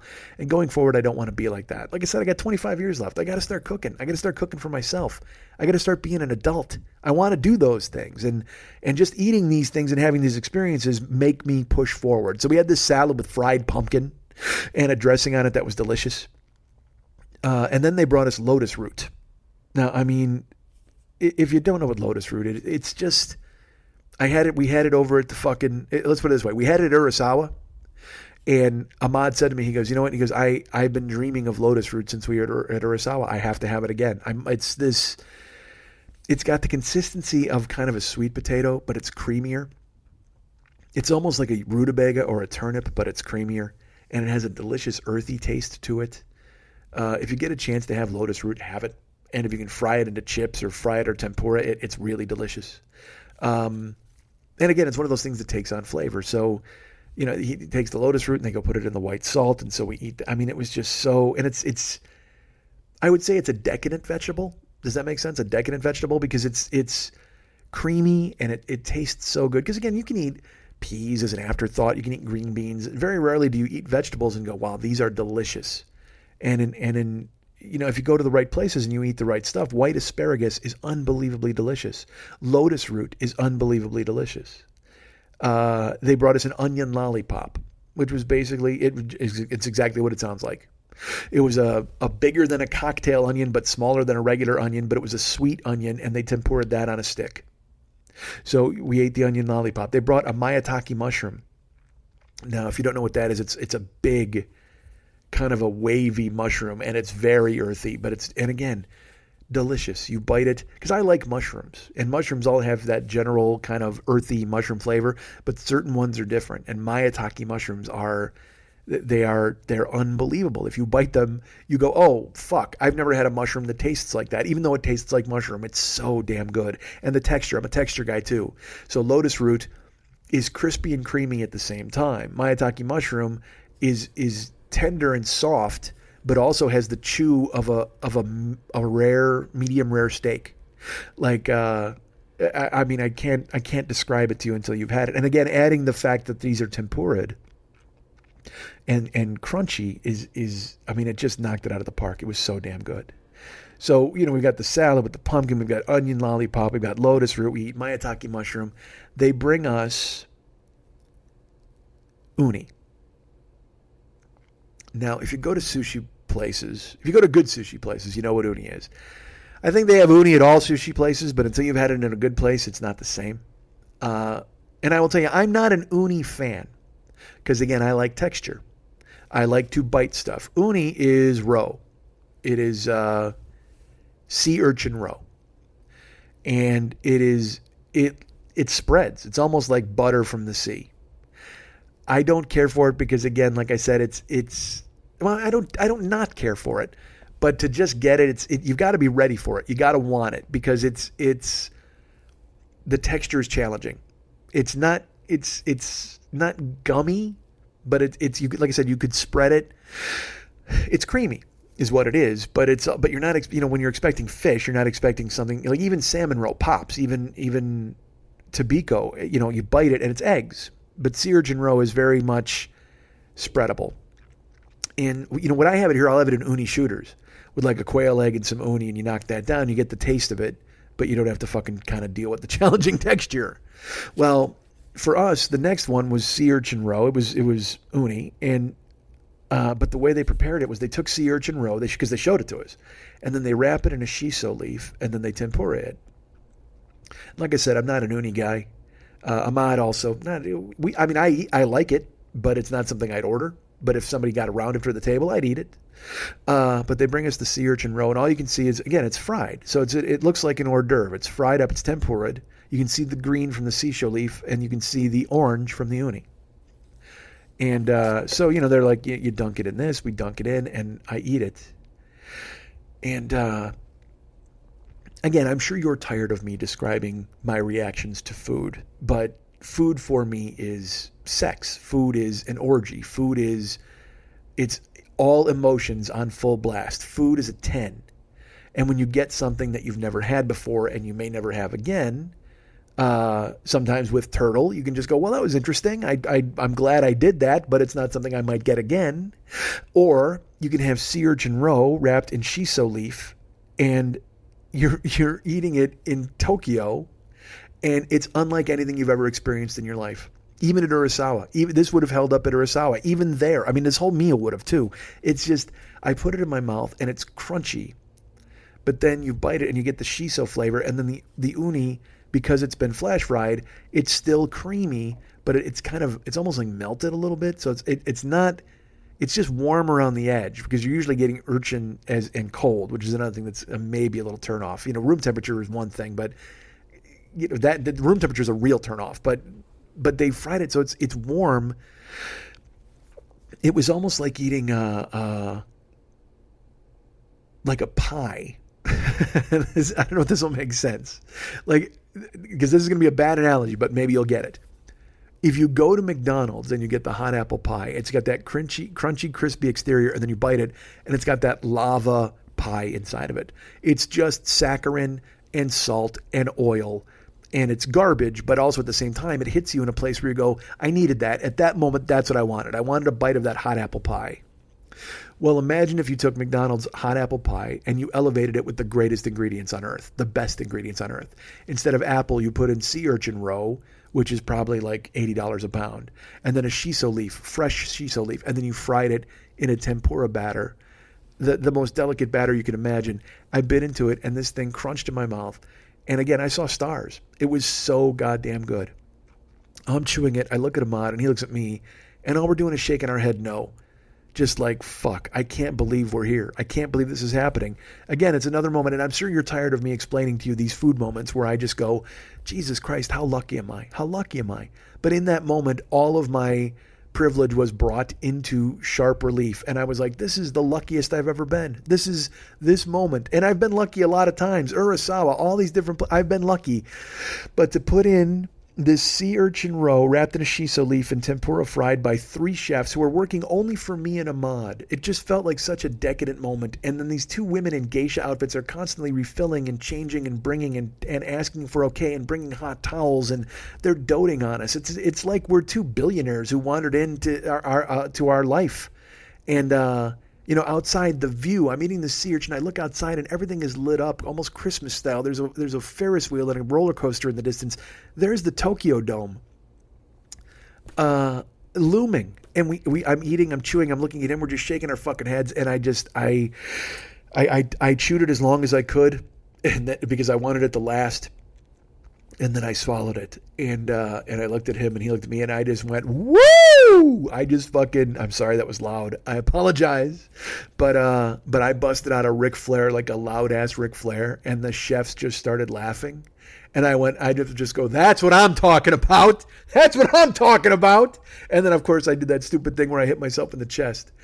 I was so excited. It was so ridiculous. I wanted to do a cartwheel. I wanted to do a flip. I felt like fucking, McDowell in Coming to America. I feel like breakdancing. That's what I wanted to do. I wanted to get up and do a fucking shimmy and a jig and a somersault. I wanted to do a curly and spin around. It was again, one more on the list of never-ending things that are the best things I've put in my mouth at any given time. Holy fuck. It was like deep fried pussy. It was fucking unbelievable. It was so creamy and perfect, and I could have eaten it forever. I just wanted to put my face into it. I mean, it was just like a gold pussy. I mean, it was that good. God damn, was it perfect. And it made me happy in a way where everything all of a sudden, I was very in the moment. I became very present as I ate that. And like I said, I realized we had 3 chefs working at our beck and call, 2 women bringing us everything. And I looked at Ahmad and I go, that was fucking amazing. And he's just, Ahmad likes me. He's my friend. But at the same time, when I go give a woo or whatever, and I hit myself in the chest, I'm sure he thinks I'm ridiculous. But at the same time, you can see that the chefs got a kick out of it. They laughed. They understood it was a compliment. They understood it was a good thing. They knew it wasn't me being stupid. It wasn't, and look, like I said, when I walked into the fucking restaurant, I'm wearing a goddamn Shiro Maruhime hat. So they knew I was pretty much half an idiot when I walked in and sat down. But they also knew that I could appreciate good things. I hope. They might have just thought I was an idiot. I don't fucking know. Ahmad might have thought I was an idiot. I could be misreading the entire situation. Everybody could have just been nodding to one another like, who the fuck is this guy? But I didn't care because I felt so in the moment. I felt so alive. I felt so goddamn good. I'm eating lotus roots. I'm eating everything. But that sea urchin wrapped in shiso leaf and deep fried was another moment where I realized just how lucky I am. Just how lucky I am. And like I said, I gave out a woo and I fucking hit myself in the chest. And I was just like, yeah, come on, baby. What's next? What's next? And Ahmad laughed. And I looked at him. I go, dude, we're eating turtle in the shadow of the Tokyo Dome. How fucking lucky are we? We're fucking billionaires. And I grabbed him by the neck and he just goes, yeah, I know. It's amazing. Because he still talks about Urasawa. He knows how amazing it was. It was incredible. That's magic. You can't waste magic. And when magic occurs, you have to recognize it in the moment. You can't ho-hum magic. So we have the sea urchin. They bring a sea eel after. They fry up, they tempura the sea eel. It's crispy and delicious. They ask if what dessert we want. They say sweet or salty dessert. And I said, what would they have in Japan? Literally, the chef's like, sweet or salty dessert, sweet or salty. And I said, what would a Japanese person order? He goes, probably more sweet. I said, great, sweet dessert. Let's do it. Ahmad got the same, and it turned out it was like some crispy rice on top of some regular rice with sweet sauce poured on top of it, which was, in America, we call that eel sauce. It's this brown sauce that they pour on sushi. For there, they know it's dessert because it's just it's a sugar bomb. But they poured this eel sauce basically on top of crispy fried tempura on top of rice. So it was like tempura rice on top of regular rice with sweet sauce. And we're eating that, and then as we're eating that, they fucking bring us miso soup and Japanese pickles. So it's like, I'm like, dude, they bring us dessert, but then they bring you the miso at the end, and then the pickles as a palate cleanser. I mean, it was just absolutely incredible. It was incredible. I mean, again, a 15-course meal in the shadow of the Tokyo Dome with a guy I consider a great friend. It was magic, and it just doesn't get any better. And it was day fucking 3. It was day 3. We're sitting there, and I'm like, I looked at him, just shaking my head. Because we're weird. And I'll tell you what, that day started with me sitting on a couch, looking at my laptop and thinking to myself, I can just go ahead and take a day off and I'll do some work. I'll go ahead and read some stuff. I'll relax for a day. And then I went, no, dude, you don't get to fucking relax. You're a yes. You're a yes in this town. You're a yes in this country. You're a yes on this trip, and you're a yes for the rest of your life. And I could have sat home. I could have read about hockey, and I could have pretended like I was working. And then Ahmad would have come home within an hour, and then we would have sat there, and who knows what we would have done later that night. We would have maybe gotten takeout or noodles, but instead I said yes, and magic happened. Always say yes. That's my advice. And again, I'm a 50-year-old guy who's living as much magic as I possibly can, and telling you right now, always say yes. If I don't say yes, I'm on that couch. If I don't say yes, I'm in my laptop. If I don't say yes, I'm continuing to make excuses. If I don't say yes, I don't have this story. I don't have turtle. I don't have sea urchin. I don't have lotus root. And I'll tell you what, if I don't say yes, I'm absolutely not a Shiro Maru Hime. You guys can get me at mike@MikeSchmidtComedy.com. You guys can be my friend at Facebook.com/the40yearoldboy. And again, I'm not going to queer this up with plugs this week. We'll just get in and out of here. I'll tell you some plugs. I have to. But so anyway, like I said, you can get me at Facebook.com/the40yearoldboy. Be my friend there. Follow me at Twitter.com/the40yearoldboy. And of course, Snapchat and Instagram. And there's all sorts of stuff that's still there. I don't know about at Snapchat, but definitely at Instagram right now. There's still all the stuff, a lot of stuff from Japan that I posted. If you weren't following along, you should go check it out. And I'm Mike40YOB at Instagram and Snapchat. Mike40YOB. Find me on there. Perhaps I'll put up pictures of this meal. Perhaps I'll put up pictures of the Tokyo Dome. Who knows? I've got all sorts of stuff that I have to do. My entire life right now is a perhaps. And also, I'm getting tired of carrying around a 35-pound phone, so I'm going to have to offload some of the content at some point. But again, like I said, you can get me at mike@MikeSchmidtComedy.com, Facebook.com, be my friend at the 40-year-old boy. You can follow me at Twitter at the 40-year-old boy. And again, Instagram and Snapchat, Mike40YOB. Find me there, all of those places. But I will tell you this, right now, it's getting to be crunch time. If you are not a subscriber to the YouTube channel, please do so. I need another 250 subscribers to still stay in the game over there at YouTube. And thank you for all the people who've stepped up. I think we've added 100 people, which is really great. We got to add another 250 to get to be able to still monetize stuff on YouTube. Now, if you haven't been over there, we have a whole section called the 40-year-old boy Gaijin, which are videos of me in Japan. There's stuff on there that I haven't talked about on this show yet that you go ahead and check out that you'll be hearing about later. I don't know if it's up yet, but well, fuck. There's videos there that you have not heard about yet on this show. You may have seen posts on Instagram or Snapchat like them because, again, I'm way ahead of myself on social media than I am here. But go do me a favor, please. Again, and subscribing to YouTube costs you nothing. You click a fucking button and that's it. I'm just letting YouTube know I'm a hitter. I have to get over 1,000 people. It's a long story. They've gone ahead and changed their fucking limits and whatever the fuck bullshit they do. But please Subscribe to us on YouTube. Like I said, you can click subscribe and never fucking go back. I don't care. I mean, I'd love for you to go back. I'd love for you to listen to old shows or check out all the content we got in there. The videos from Japan alone are worth it.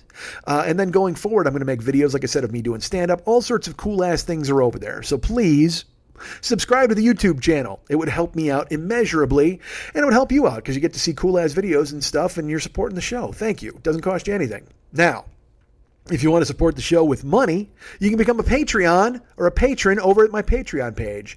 Just go to patreon.com/the40year-old-boy or Mike40YLB. I forget. Just Google Mike Schmidt Patreon and it'll come up.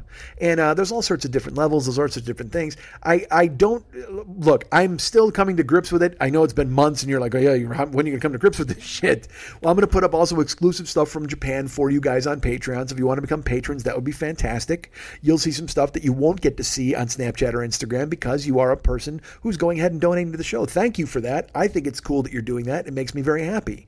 So please become a patron at the Patreon page, and I'm going to start hard selling this a little bit along with the YouTube thing on Twitter and my Instagram and stuff like that, because that's what you do. You have to be a shill. You have to try to get people on board. And I don't like telling people to like me, but unfortunately that's what I have to do if I want to make me my job. So in order to make me my job, I will be consistently telling you guys to subscribe and become patrons and all that sort of thing. And I hope you allow me that. You indulge me a little bit when I try to tell you, when I give you that 5 minutes of that at the end of a 2-hour comedy show. It would be cool if you didn't get mad. Don't get mad. I guess is my, don't get mad, please. Please don't get mad. You can't get mad at me.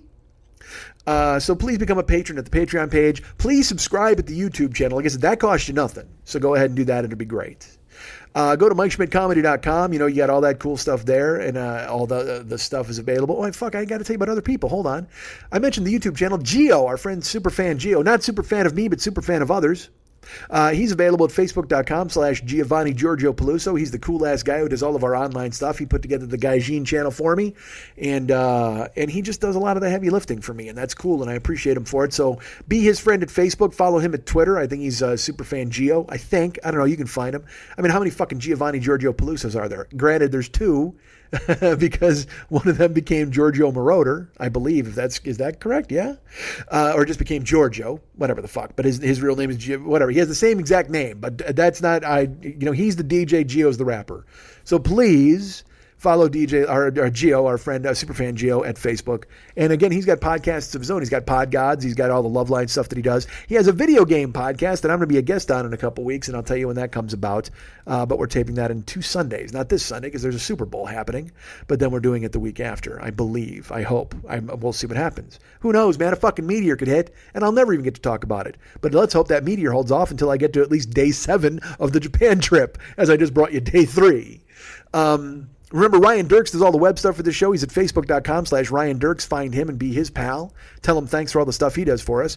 And remember our good friend David Hernandez. Not Hernandez. It's Hernandez. How weird was that? Again, you got to forgive me, folks. I'm half fucking asleep all the time in this country. David Hernandez, you can find him. He does the artwork. He does the music for this show, that cool-ass Japanese music you're hearing, and this closing theme you're about to hear. Find him at artbydmh.com. But, well, first of all, before we get into that, go to facebook.com/DavidMexHernandez and be his friend there. And watch him fight with people over Chief Wahoo and get involved in discussions with people about important things. And also watch him make fun of everything under the sun, because that's all he does. He takes nothing seriously. If you want to see a guy who absolutely gives no fucks at all about the real world, go to facebook.com/DavidMexHernandez and become his friend. He's that guy. But also, if you want to commission him to do artwork like the cool-ass artwork he does for this show, go to our, well, I don't want to say our because I have nothing to do with it, but go to artbydmh.com, artbydmh.com. Check it out. He's the guy there who does all the cool-ass art and music for our show. And on that fucking website, he'll do artwork. He's got Valscapes. He's got Guy Cons. He's got all of that available, stuff that he might have already painted that he can sell. But also, he can do custom work for you, man. If you're like, hey, I just had a baby. I want him painted. I want him immortalized in watercolor. Boom. Mex is your guy. If you're like, dude, I totally love my dog. He's fucking phenomenal. It's a little purse dog. Or you got a giant fucking golden retriever. Who the fuck cares? Mex loves painting nature. Get him on board. You got the fucking green. He's going to give you the gold in the golden retriever painting. He's going to make it fucking happen. If you say to yourself, man, I love my girlfriend, I want to immortalize her and save her forever before we break up and I get to stare at that painting and cry and jerk off for the rest of my life, go ahead and get Mex on board. He's the guy who will make your girlfriend look more real in paint than she does in real life. Get him on board to do all these things at artbydmh.com. That's artbydmh.com. He's there. Make a deal. Go to MikeSchmidtComedy.com. Go to the website there. We've got the Joe Business page. We've got all sorts of cool-ass stuff for sale. You know what? Get this. When I was in Japan, I sold a CD. How the fuck does that happen, man? Those are available. My CDs my autographed CDs are available on that page. But our friend Ken, a gentleman, wandered in and purchased that CD, so I got to send that to him. And now that I think about it, I haven't sent it yet because I just got back to town, and that might be a surprise for someone he married. So hopefully, I didn't give it away. Hopefully she's far behind on the show and doesn't listen. But still, I'm sending it out. That's going out soon. But on the Joe Business page, you can get an autographed CD of my CD that I did a couple of years ago. And by a couple, I mean like 8. I should probably get back on the road and try to do comedy again. That'd be a smart move, right? So that is available on there. My CD's available. We have some T-shirts available. Your Dirt shirts are available. So go ahead and pick one of those up or buy 100. I wouldn't mind. I'd be happy to ship those to you if you wanted to buy 100 shirts. You know what? Buy a gross of shirts. Could you do that? Could you buy a metric ton of shirts from me just because I want to move around in my house and have some closet space again? That'd be fantastic. Buy a Your Dirt shirt and or 10 or 40. Go ahead. Buy 40 just to commemorate the show. 40-year-old boy, 40-year-old guy shirt. Bring it home, baby. Buy 40 shirts. We've got downloads. We've got live stuff. We've got the Heroes album from Mex. We've got the Word Pimp Schmitty and the Misanthropic Gangster. We got all that cool-ass music and stuff over there. So please, if you want to buy any of that stuff. But also, like I said on that page, there's really important. There's the Amazon link. Please use the Amazon link for the 40-Year-Old Boy Show. Another thing, just like the YouTube channel, that doesn't cost you anything, but helps us a ton. Because if you use the Amazon link, you're buying stuff from Amazon anyway, right? You're going through there. You're making Jeff Bezos, the richest man on earth, even more rich. So why wouldn't you do it? If you click through and use our link, it costs you nothing, but it means everything does. Costs you nothing, it means everything to us. So please go ahead and use that link. Click through and buy all your Amazon stuff. We get money, they get money, you get stuff. It works out perfectly. It costs you nothing extra. And it makes Amazon think I'm a hitter. And at the end of the month, I get a taste of whatever the fuck you bought. So I don't think I'm not happy about it. Hey, you bought bed linens? I'm thrilled. Every time you're in bed with those sheets on the bed, I'm in there because you used my link to buy it. That's right, I'm there. So please, by all means, go ahead and use that link and make it happen. Oh, and you know what? I've got to do this because we do, our friend Jerome at getthebutters.com. I should mention him because he is a sponsor. And the Japan shows, I kind of shirked him. But go to getthebutters.com. Get a bomb, a balm, a lube, a butter, a ball. All that stuff's available. A mask, a loofah, a glove. He's got all of that stuff available. He makes it in Ypsilanti, Michigan. That might be wrong, but it's some city there. But that's where our friend Jerome lives in Battle Creek. They're making cornflakes and lube, and he's the guy in charge of one of them. So please go to getthebutters.com. Use the code 40YOB to save some money over there. That would be fantastic because Jerome is our friend, and he's your friend too. And I want you to go ahead. Every time you jerk off, you'll think of me and Jerome if you buy that lube. How great is that? Look at what that conjures up inside of your brain. You're jerking off with me and Jerome in your fucking brain. It's like Step Brothers with John C. Reilly and Will Ferrell. We're like that. We're like the Step Brothers of lube in your brain when you jerk off. And we're playing your drums. That's right. And we want that. And that's what we do. We hang out and fucking play your drums while you jerk off. Hi, I'm dumb. So again, use the Amazon link. Go to getthebutters.com. And stick around for more Japan stuff, man. I will get to it. I will tell you a lot more about the Orient, and I will probably call it the Orient more times than I should because it's not really the Orient. It's the Far East. It's Asia. It's mysterious, and it's full of life and love. And it's also, you know what else is there? All of my pep, all of my zip, because I came to town, man, and I cannot stay awake. I'm glad I stayed awake for this show, but boy, I cannot keep my eyes open. I don't know what the fuck it is because I'm recording this now. It's fucking, I think it's 5 a.m. I can't see the fucking clock, but it's because I slept. I sat down to do it a couple of times. I yawned a bunch of times through it, and I go, all right, well, I'll try to take a nap. All of a sudden, I sleep 7 fucking hours. My jet lag didn't hit in the beginning of the trip. It hit at the end of the trip, which is strange. Maybe that's just because I was so excited about Japan, and then when I got there, I just went, and then all of a sudden at the end of the trip, it was like my body. Because again, I'm old, man. I'm 50. I don't know if because I'm sure those guys are fine. They got back to Kuwait and they're living their lives. They're going to school. They're happy. They're playing Tekken. They're thrilled. But I came back to America and I was just like, all right, man, I can't move. I've got 2 chairs and a bed, and I'm just going to alternate between the 3 of them, putting my feet up and my head down and trying to Z the fuck out. And I dream. I love to dream of Japan, and maybe that's what it is. My body wants to go back there so badly, it just wants to conjure up a dream. So I close my eyes and I dream of battles and warriors and lotus roots and all sorts, and I dream of efficient road crews. That's what I really dream of. Oh my God, when I come to this country, I don't just dream about sushi, and I don't dream about Tokyo Dome. I know Jiro dreams of sushi, but I don't just only dream of sushi. I dream of efficient road crews, and I dream of on-time trains, and I dream of a country where everything is done properly, and it's fucking fantastic, folks. When you go, you're going to love it. You're going to stay. Let's all stay. Let's all just go and form a fucking 40-year-old boy dojo. Can we do that? Can we get together and form a 40-year-old boy dojo and just live there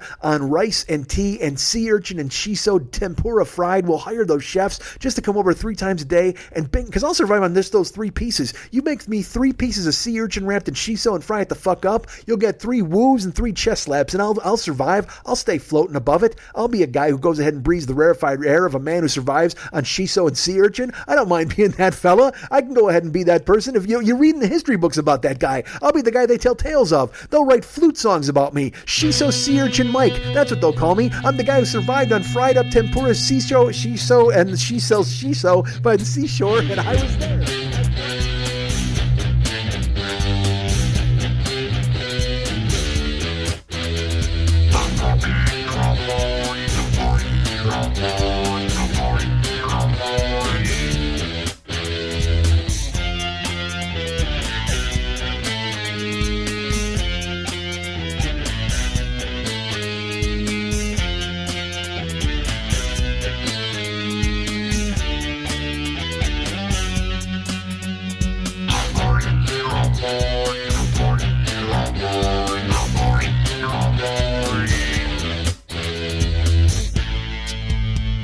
There's nothing lonelier than being trapped inside yourself. It's easier to hide when you pretend yours a knight.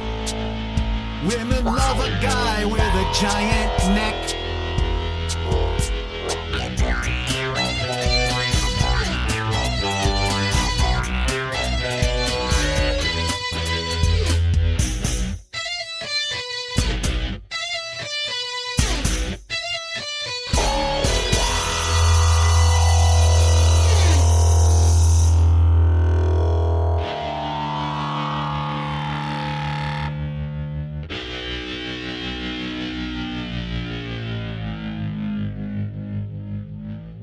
We here, we are playing on a level that most will never see. Never see. Never see. Never see. Never see. Never see. Never see. Never see. Never see. Never see. Never see. Never see. Never see.